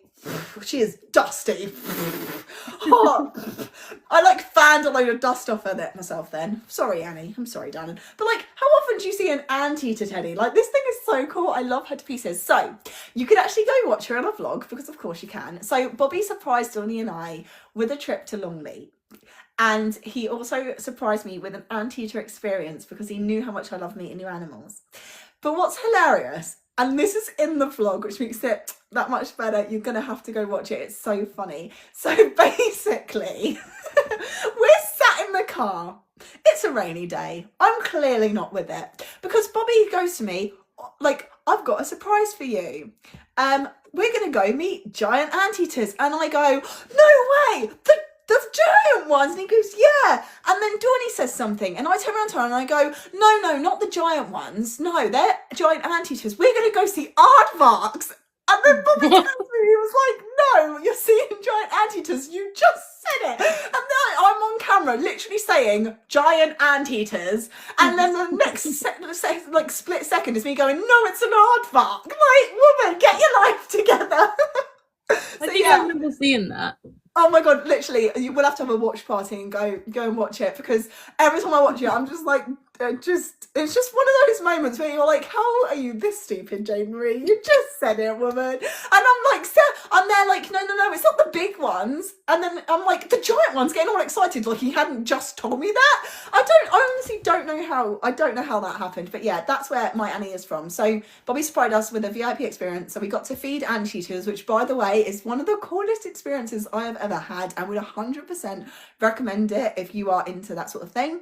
But it also came with a bag of goodies. So we got her, Dawny and I both got one. Both got an anteater. We got a mug, a brochure. I've got like a box that it's in. I don't think I can get to it right now though, because it's under my bed. But it came with like loads of like VIP trinkets and stuff. But yeah, that's where she's from. And I'm sorry, but is she not the cute? I don't care that I'm 32 and my bed's covered in teddies, okay? Look at her with her little tuft of hair and her little ears and her long ass nose. She's so cute. And the best part is she's like, look at her, she's got like grip. But yeah, also, fun fact about anteaters that I learned whilst I was doing the experience, they are listed in the same category as lions because their claws can tear through concrete. These things eat ants that can tear through concrete. They tell me this whilst I'm stood behind a fence this high, with her climbing up towards me with said claw diggers. And it's like a garden fence, like you can see in the vlog. It's like one of those green like arch fences, so there's gaps in the middle. You're telling me, and then they also tell you that they've got teeny tiny eyes and basically can't see properly, so they like can only really see at the end of their nose. Like, you're telling me that this category as a lion animal with cement shredding fingertips is now inches away from my abdomen and didn't think to warn me before I got in here? Like, they do not look like they should be that scary. So yeah, it was an amazing experience, but just to let you know, don't approach one in the wild. They will rip you down. If you're full of ants, if you've got ants in your pants, you're a goner. Right, anyway, right. You should do another food shop meal plan video. Oh, okay. I didn't know that people enjoyed that one. Yeah, I'd 100% do that. So I keep saying this, but I'm so proud. I did a 2-week food shop for like 55 quid. It's amazing. So my normal budget for a weekly food shop is £100. After COVID, prices skyrocketed. Can't speak. And I was spending like £100 every 3 days, just getting like the most basic of things. And now I'm doing like proper meal plans again. You know, we got the snacks, we got the cereal, we got the fruits, you know, veggies, all the good stuff. And yeah, so if you'd like to see that, then sorry, I'm giving myself hiccups. If you'd like to see another one of those, then 100% I will do that. What I will say is that Vlogust is nearly here. Yeah. And we'll be vlogging every day again, so we're going to need all the ideas, so keep them coming and I'll be sure to do that. I actually do have a notebook, so I will make sure that I write down that in my notebook so that I can make sure I do that for you. Yes. Right, where were we next? Couldn't stare at anyone like that. Yeah, so yeah, like I feel like, because I definitely feel like even me myself, if I saw someone that I've recognised but like I wasn't 100% sure that I knew where I knew them from, I feel like I'd be staring a little bit as well. But it's just being on the receiving end of it is not very fun. Carly, thank you so much for following. I really appreciate it. Where's the big plush from in the back? That was about the anteater, I think. Oh, was it? Okay. I was going to say, I don't think another one's that big, but I have a whole collection of them along my bed top there. Oh, I actually have a question that I could get your help with in a minute. Let me just read these quick and then I will tell you what I need. I'll come up and be like, hi, I watch you on YouTube. Yes, exactly, Erin. Just do that and I'll be like, yes. Or even better, say you're Erin from YouTube and TikTok and then I'll know who you are, hopefully. And I can be like, oh my God, it's Erin. But yeah, because it hasn't happened a lot of times, I think it's going to take a little while to get used to. So it will catch me off guard. Because like I said, it's happened twice, but in the same day. So I was, I'm just a baby. I don't know what I'm doing. I'm just a baby YouTuber. But yeah, right. Where were we going? Hold on. I need to meet you one day. I mean, honestly, we travel so much. There's a good chance. I go to camp with Dawn. Is she going the ship? Which camp are you talking about? Because that would depend. So Little Hearts Matter Camp hasn't been announced yet. Heart Heroes she's going to. Over the Wall, we're having serious problems with her MMR letter. So I'm hoping so, but it's not been confirmed, and I feel like we're running out of time, so I'm not sure. Why do they have to send another letter? Well, that's the thing. They've never asked for the MMR vaccine proof before, so we've never had problems with it, but now they need it for the application, and the problem is, and I have emailed them about this, we keep going to the GP, asking them to print it out. The GP says, no, you have to get it off the app. The app for Dawny has never worked. We can't even get her medicine ordered off of it. So, yeah, the problem is, Dawny can't walk that far because it's like 45 minutes away. So I have to take her in the wheelchair because she has to be with me so that I can do it because it's identity, obviously. But I can't push her up hills in this wheelchair. So I get really, really tired and it takes me so long. So I can't rush around after school because of how far away it is. And the taxi there, I kid you not, is 15 quid. I can't really afford £30 on a taxi that isn't an emergency right now. So yeah, we will see. We will see. But I really, really hope that she does go to Over the Wall because it's like her favourite camp overall. Although Heart Heroes is also really good. You could go to Heart Heroes, Sean. You'd get your own cabin as pod as well because of your age. But yeah, Dawny will age out of Over the Wall next year. I can't wait for Vlogust. I'm glad, Gracie. Let me know if there's anything that you want to do for Vlogust. Let me know and I'll go get my notebook and I can write it down. Because yeah, I will say we are contemplating having a separate react channel because some days we can't really go out and do stuff because it's too cold or Dawny's not well enough. And we just kind of want to have a laugh. So I thought, why not we just film it? Well, actually, it was her idea, but I'm taking credit for it because she's not here. That's why you guys should do a podcast. Honestly, I would really, really, really love to do a podcast. I actually have an idea of a podcast name, but what I would like to do is get a shed for the garden because it's so dark in parts of this flat. So I just feel like if we're going to do a podcast, I'd like to have a space set up specifically for it that's always ready to go. But yeah, I do think though, if we start a podcast, it would be amazing if you could do it as well. I so wish that you felt confident driving up here. I know it's far, so don't get me wrong. I understand why you don't. But like, if you could drive up here, I would be like, you should come up here once a month. We'll have a once a month podcast or something because that would be amazing. Because I feel like you and I have so many of like things to talk about. Like we have the same experiences but different, if that makes sense. Like with the school stuff, yours was easy, ours has been incredibly hard. So yeah, how far does Sean live? Sean lives about 2.5 hours away now, I think, isn't it? Yeah, 2.5 hours away. It's quite far. Yeah, but like that's the thing with rare conditions. We are really spread out. We don't know anyone in the area that's got it. So yeah, but Sean and I have been friends since 2018, which is just insane. It's been so long. Dawny's now the age that Sean was when we first met, which is crazy. Right, where was I? That would be so fun if you remember me. Well, to be honest, the more that you come in like chats and stuff, the more I can remember people. So obviously if your face isn't in your thumbnail, then I wouldn't recognise your face. But if you say your name, there's a good chance I'll remember it. Over the Wall, yeah. So we are hoping that she will go to Over the Wall, but we are having trouble because of the MMR vaccine. Do you do Vlogmas too? We do. We've been doing Vlogmas since 2017. So we've been doing it a long time now. So yeah, we do both. I think this Vlogmas might be a little bit sadder because it'll be our first one without Roxy. So I think that's going to be a little sad. Sorry, I don't know why I've got a cough all of a sudden. Oh, thank you, Meow Cat. I appreciate that you watched the YouTube. Right. Oh, what have I missed? New Zealand! Oh my god, that's amazing! Oh, wow. Hi. What is it like over there? I've always wanted to go to New Zealand. Obviously, always wanted to be to a lot of places, to be fair. But yeah. Oh, what's it like in New Zealand? Are you like going into winter now, like Australia? Is New Zealand near Australia? It might be really dumb. I think it's relatively close, isn't it? That's what I thought, but no, I'm not so sure. Are you planning to get another dog? No. So, oh my God, Norway. That's so cool. Sean and I went on a cruise together and we went to Norway. We went to Oslo. Did we go to anywhere else in Norway? No, I think it was just Oslo. Is that the one with the museums? Yes. Oh my God. That was such a good day. Oh, I did love Oslo. It is close to Australia. Okay, that's good then. It's not just me. Oh, it's similar to the UK. Oh, okay. Are you cold then? Because we're freezing here today. Am I planning on getting a dog? So, for those who don't know, Bobby and I have been together 5 years. We are also in a long distance relationship. Bobby got Roxy as a puppy. She would have been 11 a week after she passed away. So I only knew Roxy for 5 years. She also didn't live here, although Bobby and I kind of had joint custody because I fell in love with her and she fell in love with Dawny. So we would like steal her whenever we could and have a week together here and there. And then in the summer I saw her for like weeks at a time, like almost the whole month.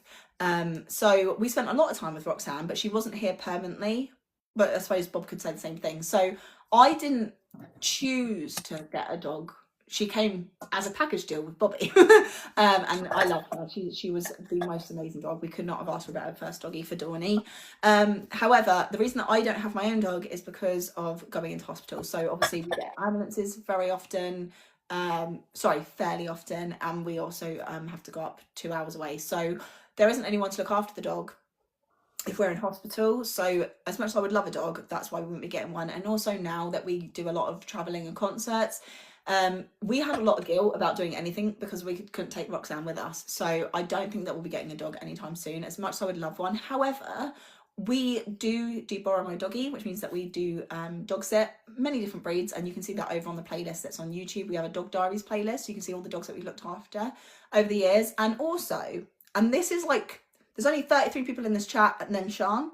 So this is top secret, you can't share this with anyone, but we are thinking about volunteering with guide dogs, because then we get the experience of being around dogs and everything, but there's a purpose behind it. And also where it's guide dogs, hopefully we'd be able to take them with us to certain places, but we need to carry on doing some research. But Dawny would like to, if she can, work with animals one day. I also have always wanted to work with animals. So yeah, I think it'd be really good for us. It's just a case of if it's suitable for the organisation, because where I don't drive, if the training programme is out of town, I might not be able to make it, because the one of the hardest things about moving here has been getting used to the transport, because a 12-minute car ride costs £40 to £50 in a taxi and takes 2 hours or more on a bus. Why have they not got a load of little buses that go to the next town and take as much as a car? Like, why to go 12 minutes? Is it 2 hours? Okay, there is a train station that would be amazing for us to be able to get to, but the bus to get to it is 3 hours long and it takes like half an hour in the car. I don't get it. It makes no sense and it sucks. So I got tricked. When I moved here and I did my research and stuff, I thought they had a train station here and I was like, perfect. Oh, Great.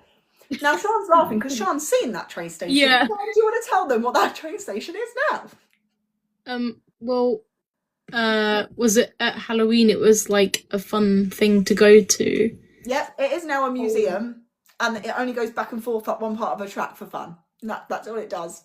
And we walked the length of the track. It's tiny. Yeah. So I got fobbed off basically by Google Maps, because Google Maps does not say that it's a museum.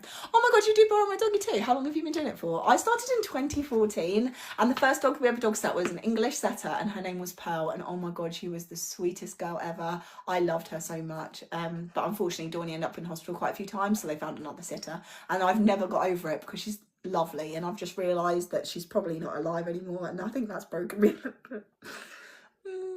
She was like 8 when I dog sat her. Ooh. Okay. But yeah, I really do need to learn how to drive. So for those who don't know, I didn't bother to learn how to drive because I used to live in Portsmouth.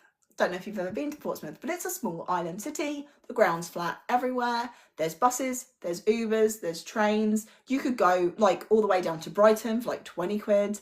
It was really good. And it was cheaper than having a car, and there was nowhere to park in Portsmouth. So I didn't bother to learn how to drive because I didn't think I was ever going to leave Portsmouth, and now I've left Portsmouth, and now this Portsmouth girl is in the countryside and needs a car and doesn't know how to drive. Oh, bless you. Okay, thank you so much for staying though, Aaron. I started not long ago, only about a couple of months. I look after. Oh my god, amazing! Dawny would be so jealous. She loves that. I will say there is another thing. We are looking at doing house sitting for pets, so you look after the house and the pets at the same time.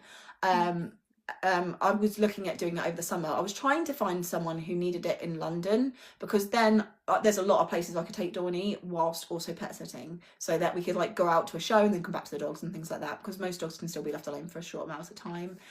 But so far we haven't found anything, but that would be amazing. Oh, Sean, guess what? That's what. So you know, the other day I was like, "Hey, Sean, would you mind driving to blah blah?" And you were like, "Why are you asking this?" And I just left you hanging. The reason is I found a house/dog sit that's in. I won't say where it is, but it's about a 20-minute ride from you. Yeah. So I was thinking, if you felt comfortable driving that, then we could spend time together, because it was a 3-week sit, and I was like, this would be perfect because we could spend time with you when you're not working, obviously, and also do the dog sit. And I think it's a nice area. And there is like transport links. However, I haven't remembered that because it was right before we went to the concert, and it's only just I've only just remembered now that I was meant to reply to that message. Oh. It might not be available anymore. But yeah, it was a little Lhasa Apso, so quite an easygoing breed to look after, really. But yeah, that's why I'd asked, because I was like, oh, I can hang out. I'm getting so confused by this weather. Every so often I get this lovely like warm sunshine. I'm sat in my bed because I'm right near the window, because I went in the lounge. I kid you not, it's like pitch black in there. Yeah, like It's so gloomy. out the front it looks like it's okay, sunny weather, and then out the back I can see grey clouds, like it's gonna rain. Well, that's not good. I think it's coming this way though. Yeah. I need people's opinions. Let me know in the chat, because this is what we're considering. I'm considering either giving myself or Dawn Louise the lounge as a bedroom. However, her room is smaller than my room, so I don't know if we could make her room a lounge, whereas I definitely think we can make this a lounge. And then it's nice because we get to look out the window at the garden, which is way nicer than the other way. But I feel like Dawny needs more storage than I do, which means that she deserves a bigger room, aka the lounge.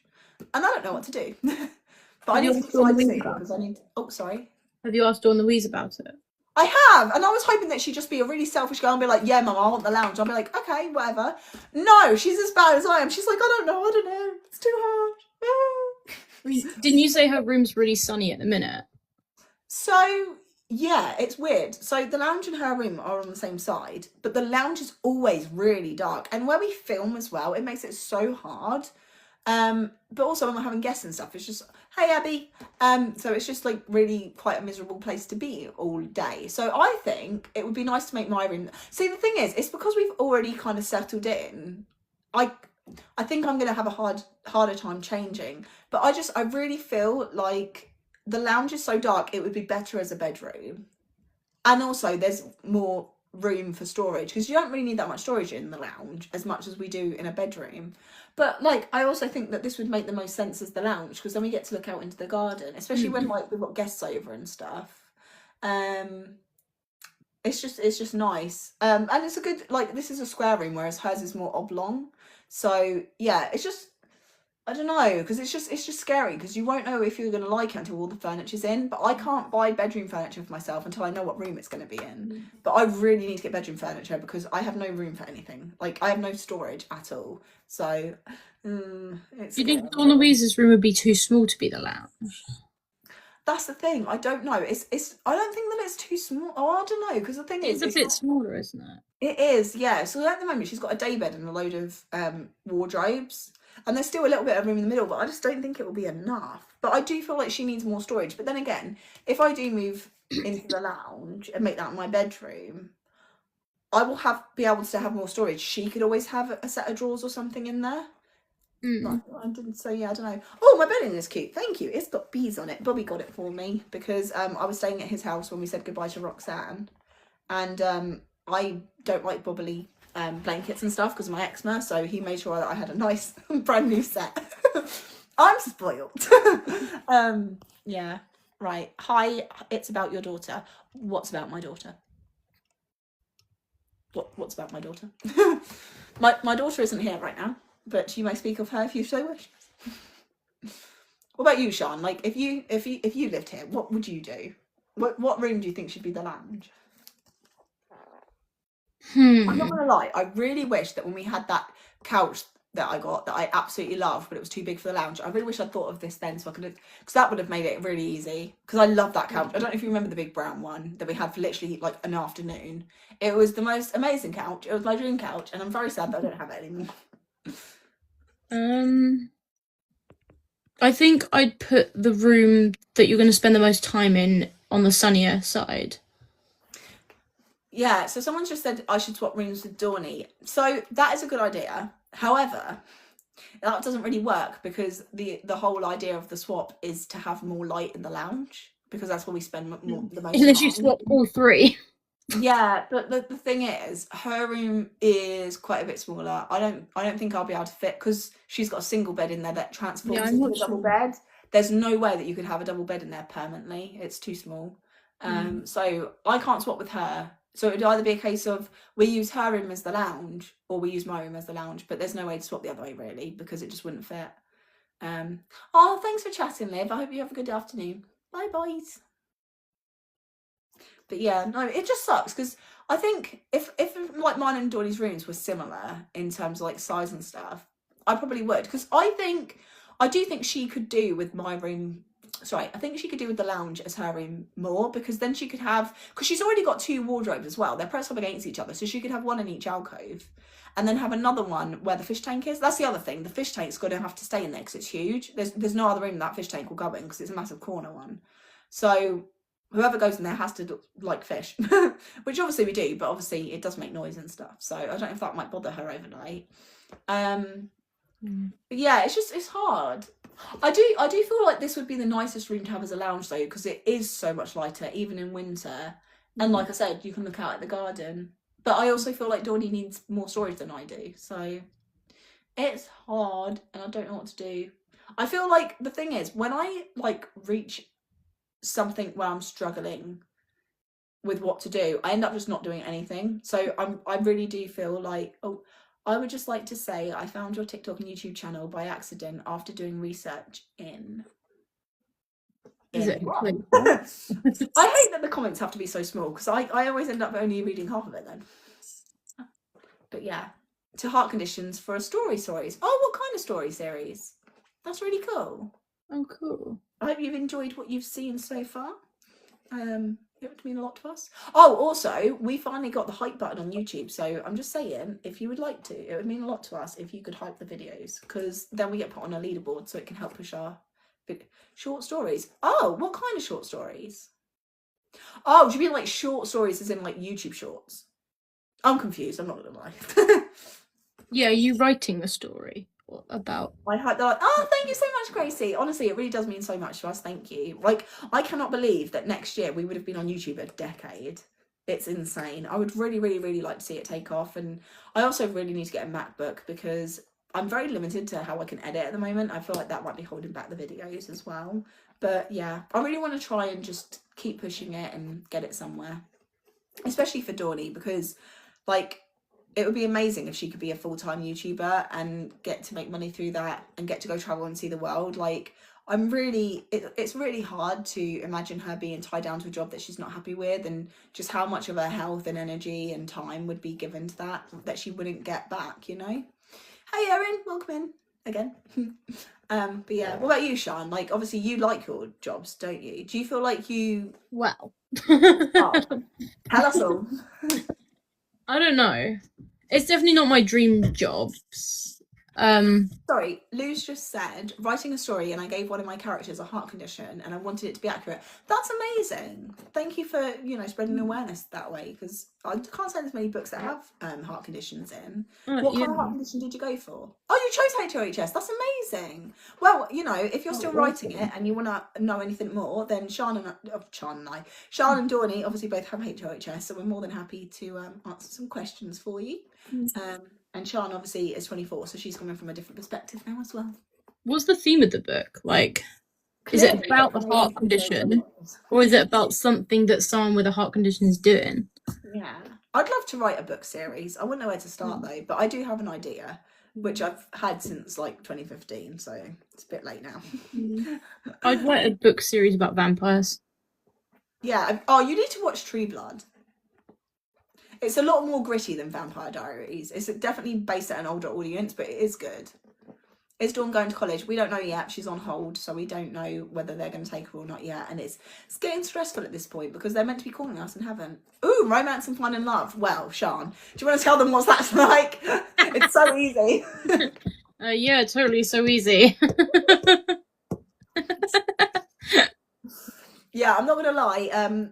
Relationships with half a heart, not an easy thing to do.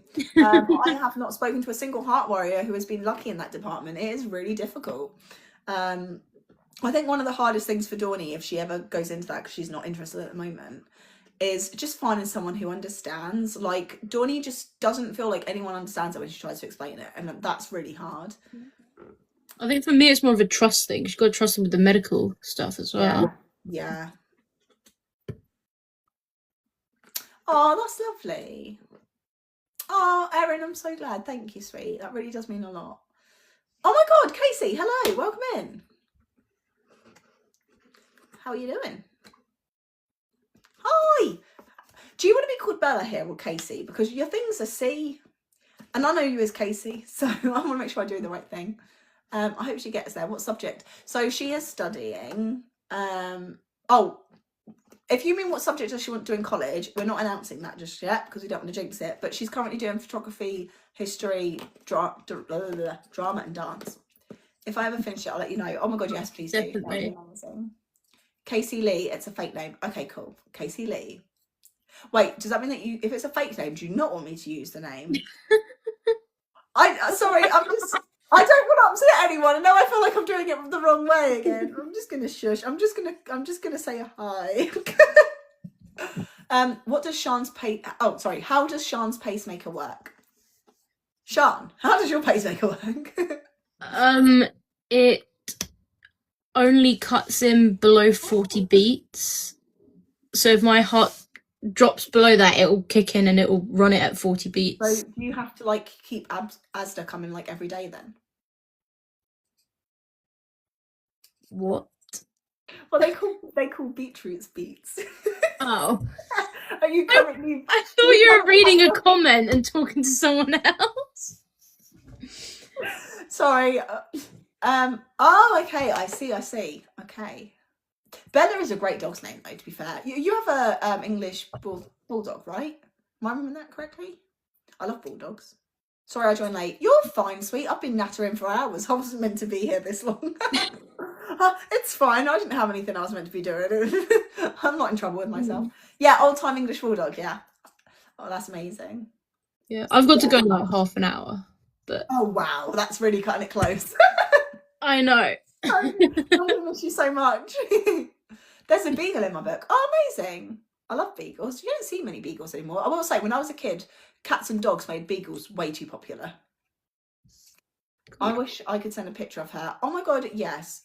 Do you know what you should do? You should start a TikTok about her, and then I can follow it. There's never going to be too many TikToks about dogs. I'm not gonna lie, I really regret not making a TikTok for Roxy. Like, I didn't do it because she wasn't with us all the time, but I wish I had now, just so that when I miss her, I could just flick through them. Although, to be fair, there is a playlist for Roxy on my YouTube channel that's got 137 vlogs in it. So, at least I've got those. Oh, I think I missed one. Hold on. I love...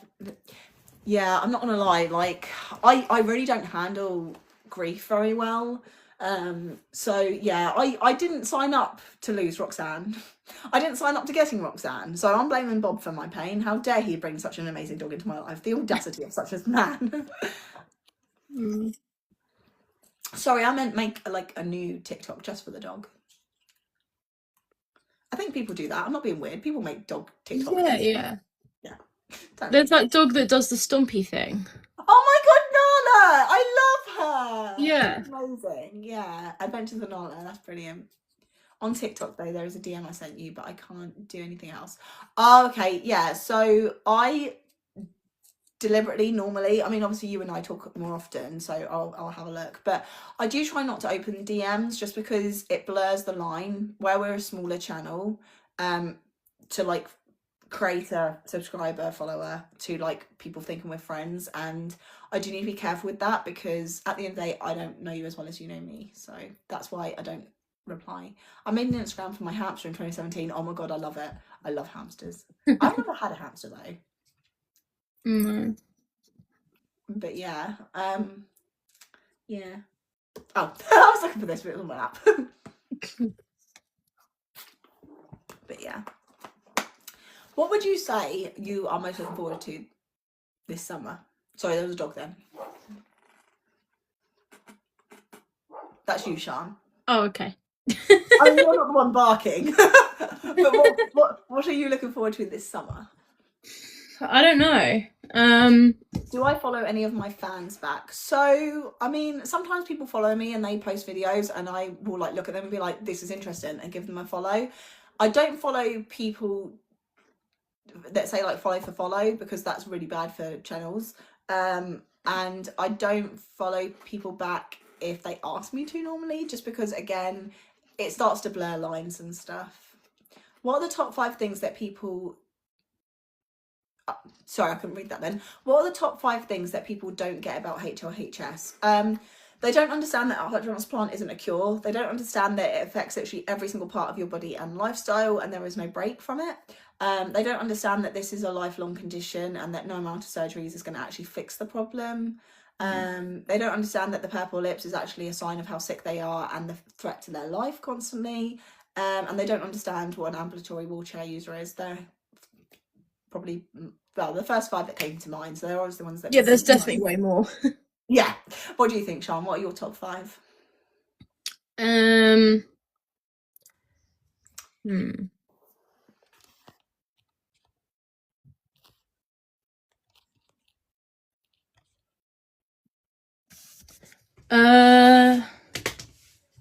Top 5 things that people don't understand. Yeah. I mean, they just... maybe the energy levels. Yeah. Oh, 100%, yeah. That's probably the tippy top at the minute. And yeah, I guess that it affects like every aspect of life, but also everyone with HLHS is different as well. Yeah, definitely. Is Dawn Louise at school today? Does she have GCSE? She's at school today, and yeah, she did an exam today. Yeah, like at the end of the day, like I don't want it to come across like nasty, I guess, Erin. Because at the end of the day, we do really appreciate you all, but at the same time, we have had it in the past where people have got a little bit too friendly, and it, like, we do need to obviously keep Dawny safe and everything. But I appreciate that you did that. Has Stormy's got any days off next week? No, she's there all week. Oh, I'm glad, sweet. I appreciate that. But yeah, like at the end of the day, like we will always reply to your comments. Like I make a really big thing about making sure I reply to every single comment, read every comment in the lives.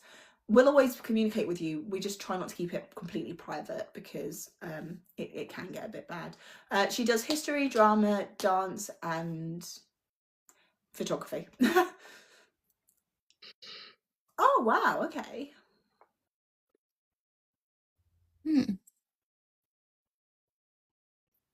Oh, bless you. That must be hard.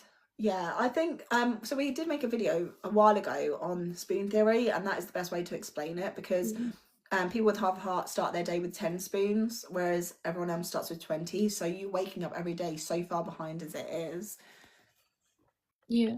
See, I don't like the spoon theory is really good, but when it starts with just 10, that I don't know how you class that as how many or how big the spoons are that we use up.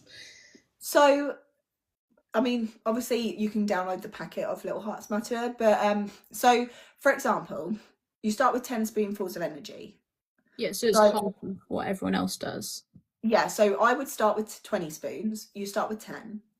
And then, for example, obviously eating, walking upstairs, reading books, running, things like that, they all take up your energy and they all take different amounts. So, for example, breakfast, you'd lose 1 spoon, but then when you eat lunch, you'd gain another one.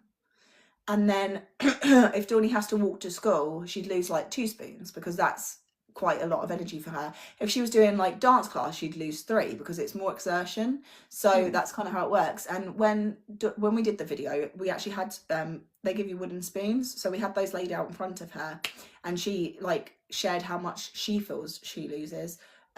with like which ones are more tiring and everything. And by the time that dinner hits, she's kind of got one, and by bedtime she's back to nothing. And I think one of the other things that people don't realise is if they see like us go out and spend a day in summer at a theme park, for example, what they won't see is that that's only possible because we were in good health. It was not sick season, so she's not got colds or anything. It's warmer, so her body's not working so hard to regulate her body temperature.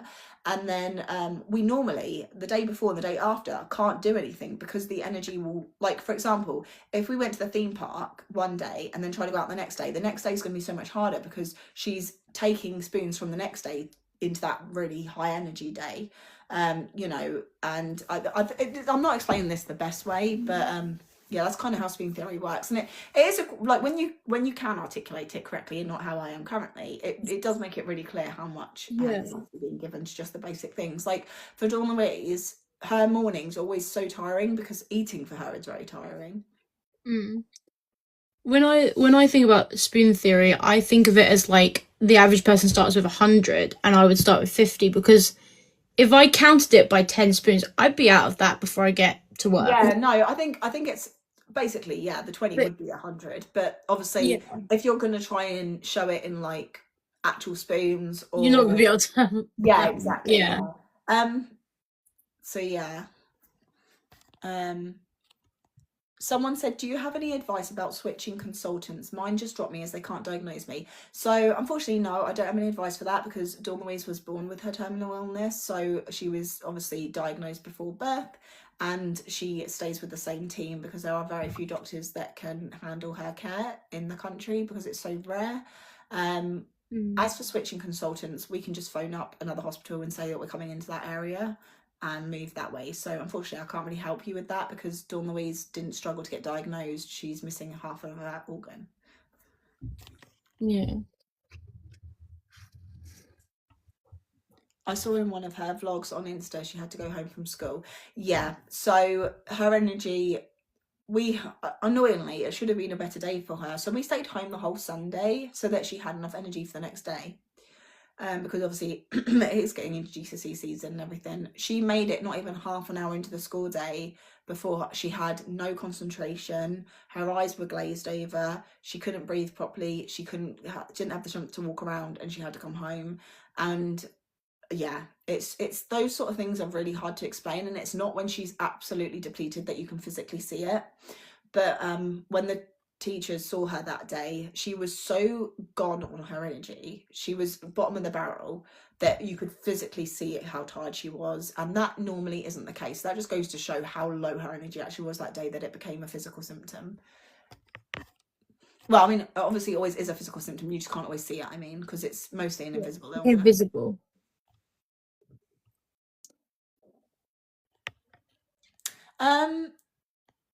So Casey said, I've seen the spoons before. I've never tried them before, but it seems like it helps. I don't know what you mean by tried them or that it helps. It's just a way of explaining to other people how lower energy conditions work. Right,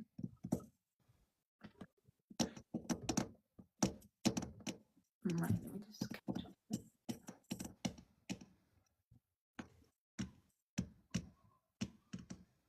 So yeah, what would you say, like, for you, if you obviously start the day with 10 spoons, what would you say takes the most spoons out of you?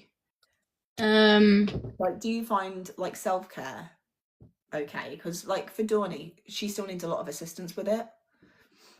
Like, I mean, on Wednesdays I have 2 hours of work in the afternoon and then 2 hours in the evening, but that's in the swimming pool, so I'm like moving up and down and swimming, and it's cold. Yeah.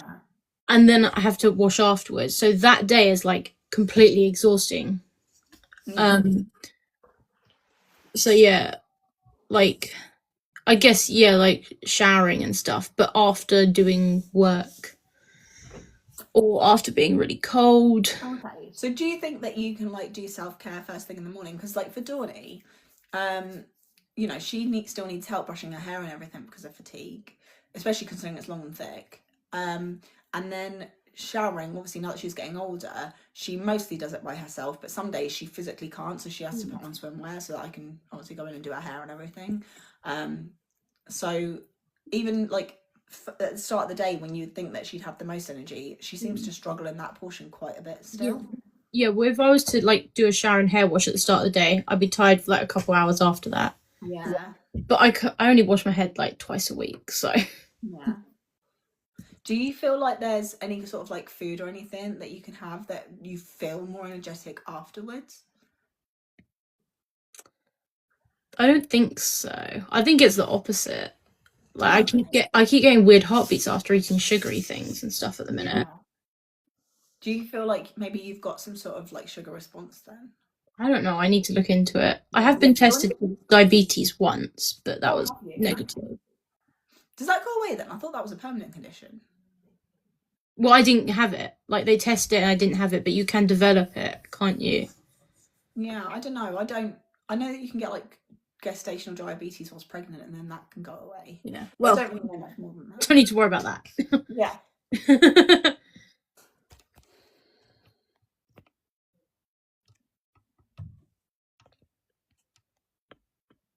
But yeah, no, I think that's one of the hardest parts about Dawny getting older is that there's going to be more and more expectations on her, and like I am worried about what time college will start and what time she'll have to get in the transport and everything, because if she has to get up earlier, that's going to have a really like strong effect on her energy levels throughout the day.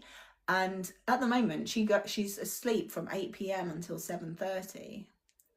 Wow. Would I ever pull Dawn Louise out of school? So I definitely think that my biggest parenting regret was putting her in mainstream school. It's been so bad for her mental health and her physical health at times, that I definitely don't think that it was the right decision. But she is literally a week away from finishing school, so I wouldn't be doing that now. Yeah, I feel like wow, bless you. I feel like energy level wise, like school, well, like mentally it was harder, but I had like the summers off and the half terms to catch up on energy and stuff. That was easier. Yeah. And then especially college, like my health was really good then. Yeah. And again had the half terms and the summers. Yeah. I think the same thing for Dawny. I think one of the hardest things about work will be the fact that she doesn't get any break, because a lot of her. Oh my God, Tia! Hi, that's Dawny's Tia. Hi. Hi. Yeah, I'm not gonna lie, I'm not a fan of the mainstream school system. I'm shocked at how they aren't helping her with exams for things like rest breaks. She can pause the clock, but she can't. There's not enough staff there to be able to leave the room to actually rest. So. Or like warm up or anything like that. How are you, Tia? It's good to see you, sweet. Dawny's at school, unfortunately, otherwise I'd say she could say hi. But yeah, this is Sian, and Sian has HLHS, so you might remember Sian. But yeah, sorry, Sian, carry on. Yeah, well, I feel like since starting work, I mean, you have to work through the holidays and stuff, and you only get. To be fair, I'm self-employed, so if I don't work, I don't get paid. Yeah. But do you think that it would be better for you to be self-employed or like regularly employed? Because it's kind of like both of them are kind of difficult, aren't they? Because like the freedom of being self-employed is beneficial to you, but then like the money side of it not so much. Yeah. But then if I was employed and had to take like holidays for hospital appointments and stuff, that would suck. And also I wouldn't get as much time off. But I guess it depends what job as well. Yeah, so Dawn Louise doesn't do her exams in the hall either. She's in a small room for kids with disabilities, but she doesn't get more time because she doesn't have an educational or learning disability. And afternoon, hello, welcome in. I wish you pregnancy. What? I wish you pregnancy ASAP during these difficult times. I hope you're not wishing that for me. I do not want to be pregnant. I'm good but nervous for Thursday. It's okay. Oh, what's happening Thursday? Let me know. I'm really hoping no one's wishing pregnancy on me. That's my biggest nightmare. Don't be doing that. After the live, I will try and post a video of my dog. Oh my God, yes, please. I would love to see. Oh, that's amazing. I'm glad that people, are getting that kind of support. It is hard because where Dawny's needs a medical, it's a lot harder to get extra help because it's not an educational need. So, I'm just thankful that the next time she went in that room, they actually turned the heating on, because girl nearly ended up in A&E. We had to phone her specialist hospital and they were like, if it's not better in the next hour, you're going to have to take her to A&E. And that would have been really not good in the middle of GCSEs. I struggled awfully, but luckily I had great support. Well, I'm glad that you had support, but I'm so sorry that you had to face struggles throughout it, because it's a stressful enough time as it is for younglings. Do you remember when we were young, Sean? Right, hold on. I didn't have extra time, even though they said I would have it. I'm so sorry. Like, that's the worst part, is when you're told that you're going to get something and then you don't get it, because they don't give you enough time to then fix it afterwards. It's so bad they don't have support for people who have. I agree. I 100% agree. It is really bad. And the fact that we don't have high rate DLA means that we can't get a blue badge, and it also affects how she gets treated in school as well. So it is really annoying that you're like, I don't think things like support should be behind DLA applications and things, because those are two very different sets of needs. Sorry, there's someone asking what I do for work. Oh, well, you can go ahead and answer that. I'm just trying to get back to where I was. I'm a swimming teaching assistant, so I teach like from the age of 3 up to swim. And then also I've just got a job feeding alpacas as well. But I can't do any of it full time, so because of my heart.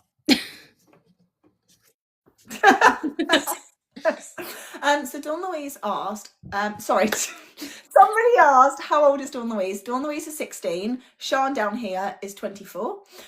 Someone said, why does being cold affect her? So being cold is deadly for kids with half a heart, because their circulation isn't normal. So because you can't make a single ventricle a whole heart, the circulation is completely different. Dawn Louise is actually pulled via gravity. So it is very hard for the extremities, the fingers and toes, those little body parts, to get enough blood to circulate. So when Dawn Louise was in nursery, it was winter, and I told them, you absolutely cannot have her outside in the cold. I took her in, and I've got a photo of this, in 3 pairs of socks. They did not listen to me. They took off those socks and let her go outside. She had a toe turn black and had to have plastic surgery immediately on it to save the toe. And she's a dancer now, so like that would have changed the whole trajectory of her life if she had lost that big toe. So yeah, the problem is where the blood's not circulating. If there's no blood circulation getting there because of how cold it is, because you would have seen in the TikTok that she made on her TikTok that the colour in her feet was starting to completely go. If there was not enough circulated blood in there, the same thing would have happened. She would have been at risk of amputation. So it is literally dangerous and life-threatening, or toe-threatening, if you will. Not only that, it can affect respiratory issues. So if it's really cold outside and she's just out for hours and she's breathing in all that cold air and she's getting sick and getting chest infections, that then lowers her oxygen levels, which results in her getting an ambulance. So it literally is life and death if she is left to be too cold. Why does Sean, what does Sean do? Because I would love a change of career. Hospital, gastrology and colonoscopy. Oh, bless you. I'm wishing you all the luck. That is a lot, sweet. Let us know if there's anything we can do to help, or if you need a chat or anything, okay? But good luck, and I hope it all goes well. You've got this. It's so bad they don't have support for people. Oh, I've already read that one, haven't I?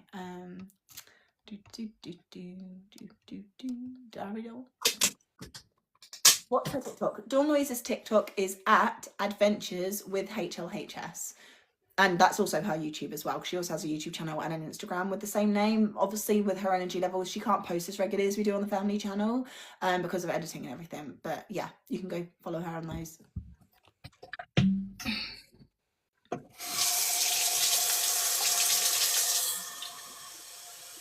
Yeah, so Dawn Louise is not entitled to a blue badge because she doesn't get high rate mobility. She gets low rate mobility. So she is not able to get that, unfortunately. We did try with the paperwork. Anyway, and I spent like weeks filling it out, and no, and as of today her PIP forms have arrived, so we're now getting moved to PIP as well, which is scary. Would it help for a heart transplant? No. So it is a very, very common misconception that heart transplant is a cure or would make her life better. It would not make her life better. It would not be a cure. A heart transplant is only expected to last around 15 years. So you've also got to think that that would be multiple transplants. It's a really big, dangerous surgery with odds of it not working. She's also currently not in heart failure, so she can't even be listed for a heart transplant. The best option for her is to be as healthy as possible with her native heart. there are lots of heart warriors that have to get transplants because their heart really cannot cope anymore, and they are not living better lives. They are far worse off. They are a lot sicker than they were before. They're on lots more medications. They get infections and sicknesses so much more because of the risk of rejection and everything, and the medications that they're on for immunosuppressants. So a heart transplant is not a cure. It is not a better life. That is not what we want for her, and that will not be a celebratory moment for her if we have to go down that route. That will just be swapping one set of problems for another. Do they allow hand warmers in the exam? Sadly, no. And also, it's really hard to find a balance, because where she can't regulate body temperature, she can't generate enough heat that layers work, but then also she also can't cool her body down enough so she can overheat. So it's really hard to find the balance, which is why having the heating on is the safest option for her, because it's the environment that's warmed and not her body, because unfortunately she will start to struggle with other things from getting too hot. So it really is hard to balance it, and that's why, like, she recently posted a video about struggling with the cold in the exam, and so many people commented, just wear layers, fluffy leggings, fluffy socks. It's like, we already do that. It's not that simple. It's a lot more complicated because her body can't generate the heat. I have Alex Warren on. I love Alex Warren. The college I'm going to has meerkats. Oh my god, that's going to be so exciting. Good luck. I hope you have an amazing time. Right, have I missed anything? Right. Is respiratory issue the lungs and oxygen? Yes. So respiratory, so chest infections, strep throat, anything that sort of goes along throat, chest, it can lower oxygen saturations, and obviously that's going to then put more pressure on our heart as well.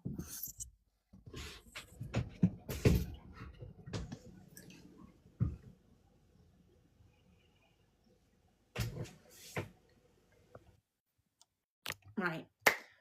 Shiny. What are you doing? Putting fluffy socks on. Is that because I just said about the fluffy socks? No. Like, oh, I have those. No. The bottom of my boots are very broken and uneven, so. Oh no. Are they work boots? Or? Bottom for bonfire. Oh. Naughty's got steel cap shoes from when she did work experience with Bob. Yeah, that's what these are. Yeah. But I kind of don't really have many other pairs of shoes at the minute. Well, what I was going to say is I think you're the same size. She doesn't need them anymore. You can have them if you want. They're really cool ones as well, because they've got this like spinny device thing. So instead of tying them, you crank it. Okay. Yeah, it's really cool. It's good when you're with goats because they like to chew on shoelaces. Oh my god, Sean, we should start a travelling goats. I was going to say circus then, business. Like, if it's someone's birthday, we bring them goats. And then we get to spend all day with goats. Yeah, I actually would love to do that and like take them to hospitals and stuff. Yeah. That would be cool. You should look into it and see if you could. Because you might be able to get a loan to start a business. Well, I've got to have somewhere to keep them first. That's also a valid point. I have a garden. I can come be my lawnmower. There's a pigeon! Hi! He spotted me now when he was just going along, minding his own business, and he saw me and he was like... What's annoying though is he's at the wrong end of the garden. All the seeds are over here, buddy. They're on the sofa. Come here. Someone said you'd have no garden left. Oh, that would be funny though. I'll be so down for having goats. I love going to farms and feeding the goats. I really want to be friends. What's really weird is that hi Ida, welcome in my garden we have lots of fruit and veg, including an apple tree. Oh, that's so cool. My granddad used to have an apple tree. Oh, Hayley, are you here, Hayley? It's just that Hayley joined. Oh my god, should we try and get Hayley in? Can you do multiple or not? I think so, yeah. We need to get Hayley in. No. Hayley, if you're here and you're She's been live a lot recently. I keep seeing it. Hello? I'm going on it. Hi! I hope it doesn't like in it. Oh my god, you're driving. Like... No. Go back to yeah, no. It's okay. I'm Bluetooth. But okay, just please don't be looking at the phone. Yeah, concentrate on driving. Oh my god, Hayley, you just saw a heart attack. Oh, it's okay. How are you? Y'all are Bluetooth. I'm for okay. those watching, Hayley also has HLHS and she was part of Team Heart back on the YouTube days, so yay. Yeah. for a while. I know. I can't believe how long it's been. I'm not gonna lie. Dawny still says, "Has she uploaded on YouTube?" I was like, "No." No, I don't ever like have time. I know. It 'Cause I really is work. time consuming. Like TikTok's so much easier. It is, and I figured out the other day that I'm halfway done with my degree, so I'm gonna go ahead and finish it That's Oh, amazing. with my It's criminal in justice. law, right? Do what? Is it law, right? Criminal justice. Criminal justice. Yeah, that's so cool. Yeah. That's so But I thought cool. I was gonna have to change it to paralegal studies to be a paralegal, but I'm not. I can still continue with forensics Oh, okay. and So do what I how much want. longer do you have studying? Is it in university? Yeah. Okay. So, but like my family, no one has been to college, so I just have to pay it out of pocket. Wow. So I work so I could go to college pretty That's much. amazing. Are you still working in the same place? In the law firm, yes, Yeah. I love it. Yeah. I love it so Amazing. much. But I had my sternum wires removed, and I can already tell such a difference in Oh my my god. chest. Did yours break? Dawny's broke when she was like 9, but No, they they won't did take them not out. break. They did not break. Oh. So I had 8, and I had 4 of them removed. And for 7 years, I just kept. Guys. Oh no. I'm getting told off because you're in a car. It says remove Hayley. Hayley's live content contains themes that some may find uncomfortable. Oh. If they remain in your live, you'll be unavailable for some audiences. Oh no! It made me kick her off, or I had to end the stream. No, Hayley, I'm sorry. No, it literally it came up with a like flashcard thing, and was like, it may make people uncomfortable because she's driving. I'm not surprised though, because I think I don't know if you were there or not. Hayley, you better not be texting right now, woman. Unless you It's can definitely speak text to speech, yeah. No, the same thing happened when I tried to vlog, live stream in the car with Bob, and it kicked me off. But I was clearly the But you passenger. weren't driving. I was the passenger. So yeah, I'm not surprised, but that really sucks. We're gonna have to. Do you know what we need to do when the summer comes up? Obviously, Hayley's still gonna be working, but we need to find out when Hayley's free, and then make this like a weekly thing or something for the summer. Or we start a podcast. What could we call our podcast if it was us 3 ladies? Well, and Dawny, us 4 ladies. What could we call it? Gabbermouth. Oh, also, I've just seen somebody asked if I make a living from TikTok. No, I do not. I make a living by taking care of my daughter. I'm her full-time carer, and unfortunately, we are not big enough to make money that would be substantial enough to live on. But if you want to see that change, then come along and support us. No, I would love to make YouTube and content creation and everything our full-time job, because then I can remain helping Dawny when she needs me and making her dreams come true. So that really would be a dream come true. And I'm just saying, if you want to help, if I become like a big YouTuber, right? Now, is that going to happen? We don't know. But if I become a big YouTuber, I'm telling you now, we're buying a content house with a pool and a farm. Sean and her family are moving in. It's going to be content every day, bitches. Yes, I definitely need FaceTime. You do. I'm so sorry we didn't make it happen last time. Like, literally, it's so hard with all the time differences. But 100%, we need to make this happen, Hayley. We need a proper catch-up. All of us do, to be fair. We need to get Ashton. Yeah. I honestly think we need to bring back the Team Heart Saturdays, if we can.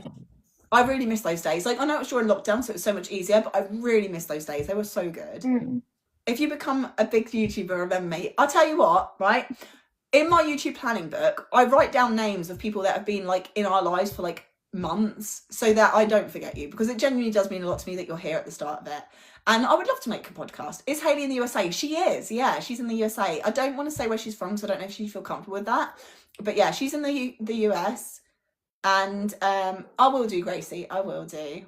Yes, Casey, you're already there. You are literally in every single chat. Of course you're there. But yeah, Sean is from South England. I'm originally from South England, but I now live in the Midlands. So yeah, but another creator that you need to go and follow is Ashton Hardy. He is also in America, and he has HLHS. And then Sophie Nestor, who is in Australia with HLHS. So yeah. Oh, you're welcome, Bella. Well, sorry, Casey. It's because you've got rid of Bella. I live in the Midlands too. Woo! Brit the Midlands. I'm not going to lie. I'm still getting used to the Midlands life. I'm in the middle of nowhere. I'm in the south of USA. Ooh. I'm not gonna lie, I'm trying to think what you'd class as the south, because USA is kind of like this, isn't it? Whereas we're like this. So like for the south, You it's probably still just like cut it in half. And... yeah. But yeah. I'm from South England. Oh, whereabouts? If you're comfortable sharing, obviously. When's the next video? Monday at 6 p.m. However, I don't know what it's going to be at the moment. So originally, we were meant to be going on holiday this weekend. Dawn Louise does not have enough energy for it, so we had to cancel it, and it's being postponed. So hopefully it will be coming soon, because that will be fun. Did you manage to do that? I did, yeah. Well, I didn't. I made Bob do it. I've been a silent follower for a little while now. I'm from Southwest England. Thank you so much for being a follower, and thank you so much for coming out and saying hi. Like, I know that some people don't always feel comfortable, so it really does mean the most to us when people do come and chat, because it's nice to get to talk to you all. Where would you want to go? Where were you going to go? Where was I going to go? Where was I going to go? Did I say something about going somewhere? Oh, on holiday. The weekend. I was like, I don't know, where am I going? I can't say yet because it's being postponed, so we will be going there. But it's a good place. I can guarantee that. I was so nervous to comment at first, but now I love it. Oh, Gracie, bless you. I'm so glad that you are commenting. Like, honestly, it really is so lovely to talk to everyone, and like we love commenting. Like, you'll notice if you comment on our YouTube videos, we'll just keep chatting back because we love it. Like, every premiere now is like, we call them the live chat family, because it's like a big family get together every week, and we just love it. We love getting to talk to everyone and hear how everyone are doing, and especially because a lot of people have health problems, it's really lovely to see how they're doing when we know sometimes when they first come in it's really bad. Essex, oh cool, we're actually going on holiday near Essex next year. I'm really excited because I've never been in that area before, so yeah. Woo. Right, hold on, they're coming fast now. Okay, I was gonna say, because I'm going on holiday this weekend. Okay, we'll have an amazing time. I wish that we were going on holiday, but with the weather, I'm not sure. I don't know if it would have been that much fun, but I have 2 days out possibly this weekend, but I need to see what the weather's gonna be like, because I can't risk Dawney getting sick. Live chats are the highlight of my week. Mine too, Gracie, mine too. Honestly, I love it so much. It's my favourite time. I'm near the seaside. It's so nice. Depends where you're going in Essex. Well, yeah, we're going to be going to a Haven site, so it would be near the beach. Oh God, they're going fast. You guys, I still need to make it to England. Yes, you do, Hayley. Okay, yes, you do. Okay, you need to come to England.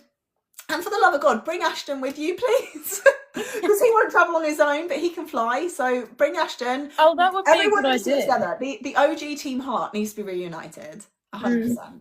It's a shame we can't all go to Australia though. I know. Oh my God, I know. It's so annoying. Literally, I'm telling you now, right? Right, everyone that's listening, this is what will happen, okay? If I become big as a YouTuber, this is what you will see. You will see us flying around the world with our heart family and just experiencing life, because there is nothing in life that I want more than to just give these amazing people who I've watched struggle for so long all the opportunities they've ever wanted. Like, I'm talking Japan, Disney, Tokyo, like the island, screw it, why not? Barcelona, Benidorm. I'm trying to think of cool places. I would say Machu Picchu, but I don't think you guys Italy. can handle the stairs. Italy, yeah. It would just be amazing. Like, honestly, my absolute dream is to become big enough on YouTube that I can get Team Heart together and we'll just like get an RV or something and just road trip it. Yeah. It'd be really cool. I don't know how much Hayley and Ashton would appreciate an RC trip around America, but I'd be on board for them coming anyway. What about you, Sean? If we became big YouTubers, also, if you don't know, Sean also does YouTube. She's been doing it as long as we have. Sean, if you became big on YouTube, apart from goats, what would you do? Well, we'd do the whole farm thing that I want to do. I just think that, because obviously we've spent like weeks at a time together, I feel like we could handle living together.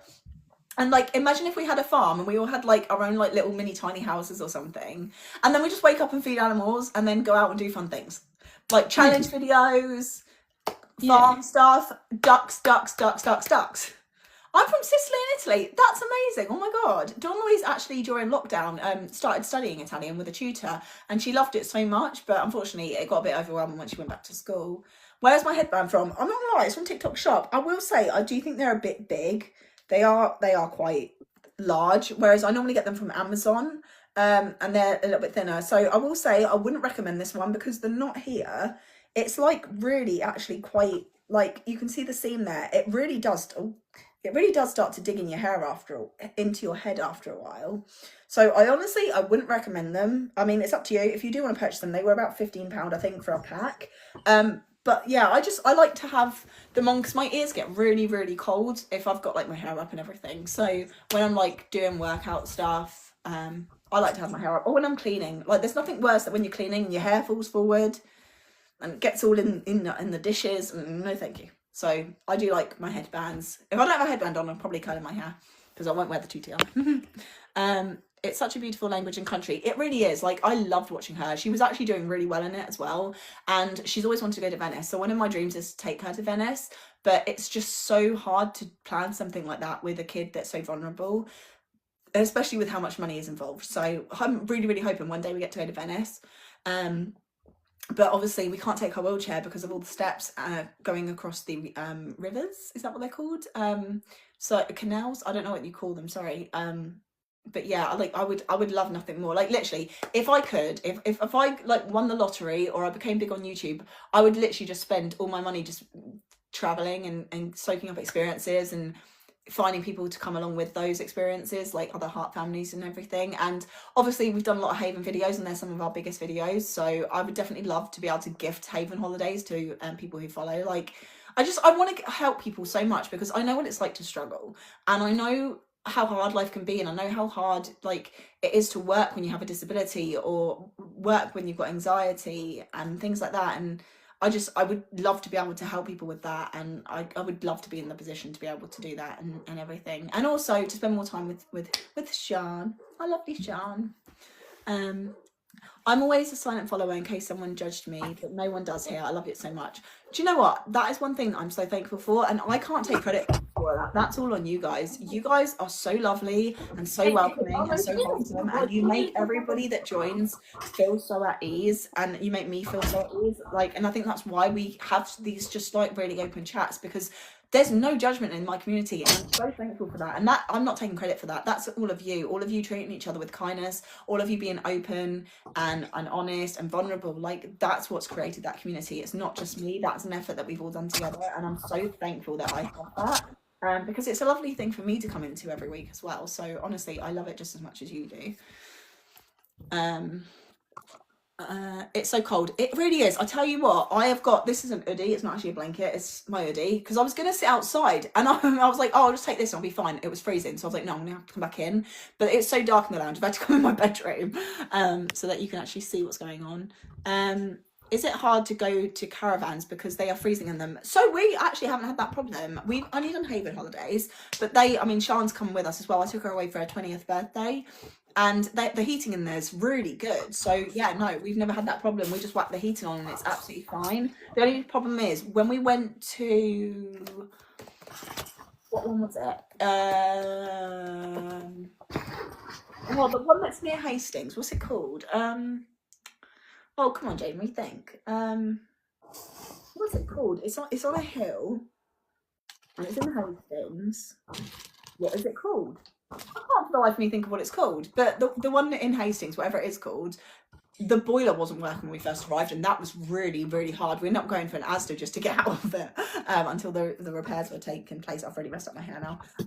So yeah, I would say if you struggle with the cold like Dawny does, Haven, 100%, give it a go. It's worth it, honestly. Just make sure that you get a bronze or higher, because you used to be able to book a saver and then pay £20 for heating to be guaranteed. Now you can't do that. So bronze and above. But honestly, I've never paid more than £100 for any of our Haven holidays. So apart from when we went really bougie and got a gold at Christmas time, that was £300. But I always book our holidays 2 years in advance and do the payment plan. So we've got 2 holidays coming up next year at Haven, and none of those are costing me over £30 a month. So perfect. It's worked out really well. And that's to have Sean come with us. Fingers crossed as well. We're very excited for it. Fingers crossed. Right, where am I? What does Dawn Louise do in PE? Dawn Louise doesn't do PE because she can't with her condition. When she was younger and the PE was more basic, she did give it a go, but she tired so quickly, we very quickly realised that wasn't going to happen. And when she took part in sports days, it just made her feel so different and so unable to do everything because she just couldn't keep up with everyone else. Like, when she was younger and couldn't really pay attention as much, it wasn't so bad, but in the later years of primary school, or sort of like mid-years, when she wasn't there at the very end because of COVID, it really did start to weigh on her mentally. She was always last. She was always struggling. Like, I've got a video when she was in, I think it was year 2, and a teacher got so bored, I guess, would be the way to describe it, of how slow Dawn Louise was going, that they were doing a foot race, and they literally just picked her up in the sack and crossed her over the finish line instead of letting her do it herself. And it's just like, I'll never forgive them for that, because that just shows her that she becomes an inconvenience to people. And she's not an inconvenience, she's disabled. Clock it. Oh, we're out in the wilderness with Sian. Sian's reporting live from the outdoors. How is it? How's the weather? Oh, pigeon. I think we've lost Sian now. Oh dear. Hello?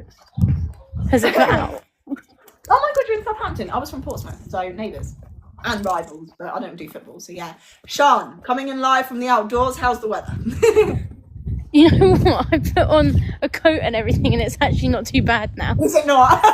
Oh, that's always the way. That's always the way. That would be amazing. I feel like I've forgotten something because my phone's not in my pocket. It's in my I've hand. forgotten something. What? Me.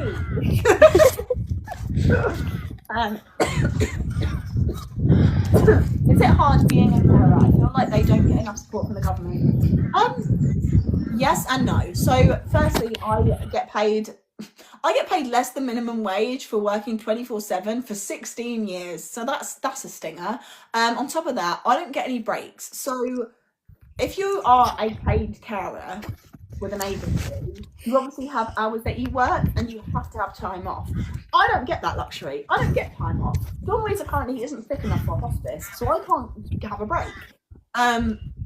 So I think one of the hardest parts about being a carer is that it doesn't matter how sick I am, how exhausted I am, I have no choice but to keep going, because I'm the only one that knows how to meet Dawn Louise's needs fully and properly without issues, and I'm the only one that has consent to sign for surgeries and emergency medications and surgeries and things like that.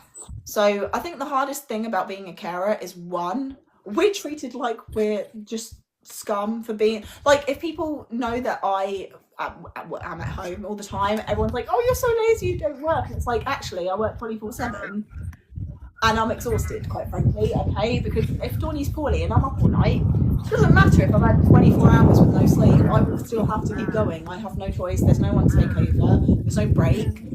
So in terms of government, I wish that we were at least paid minimum wage, because we are doing so much work. And then on top of that, I do think that it would be nice if we had to have a budget, because I think for our mental health and everything as well, especially. But not only that, like, how can I provide the best care for somebody if I'm depleted? Like, there's been times, and this is going to be a bit graphic, so bear that in mind, but I would be physically sick and I'd be like bent over the kitchen sink whilst also trying to make dinner, which is incredibly unhygienic, but I had to, because Dawnie needed a nutritious meal. She couldn't just have a takeaway, she needed proper food, proper vegetables, etc.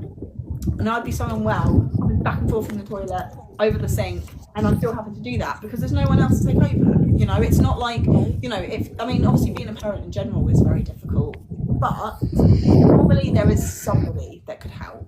There is somebody. I don't have that. There's no one else that can do it. I did used to do volunteering at a farm, and I tried to get relatives to help. They could not meet her needs. They are that excessive, and I think it looks easy because I don't really talk, like, moan about what I do and everything, but I've also had no choice. Whereas I think for someone who doesn't normally do this, you can really see just how much it actually is to do every single day. I don't know if that makes sense. Oh, it'd be really nice to meet your partner. So Hayley's just said James and family want to come as well to England, and I believe he's from England, so that would be really cool. Is it hard to stay in the caravan with the whole cold thing because they can get freezing? Not with the heating. The heating's really good. It's more if the activities are on, we sometimes have to cancel. Am I allowed a personal question? Annabelle, you are welcome to ask questions. If it is too much and it's something that I won't answer, then I will just verbally tell you that's not one that we're going to answer. But you are more welcome to ask, and we can decide from there. I'm from Cornwall, but currently living in Plymouth. No way. When I was at Pilates Day, there was someone wearing a Plymouth hoodie. I kid you not, it's a Plymouth University. Didn't even know that was a thing, mind. But yeah, have you ever been close to Hull? I don't think so. We've definitely not been to Hull. I don't know if we've gone past it at some point. I don't know where it is, to be honest. I'm near the seaside. It's so nice. Oh, I've already read that one, haven't I? Where was I?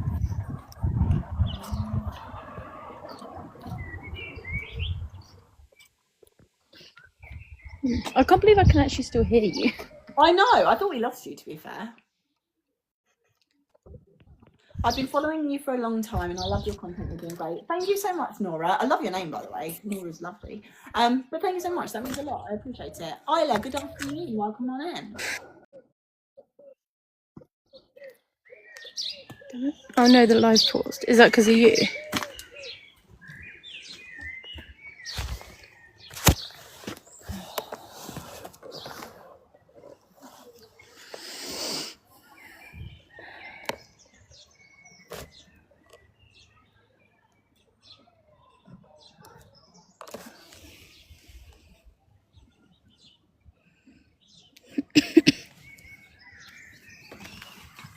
Guys, the college has called. I'm going to have to go off. I'm about to speak to Donnie's college. Oh, good luck. Fingers crossed. Fingers crossed. Thank you so much. Thank you. I'll speak to you all soon.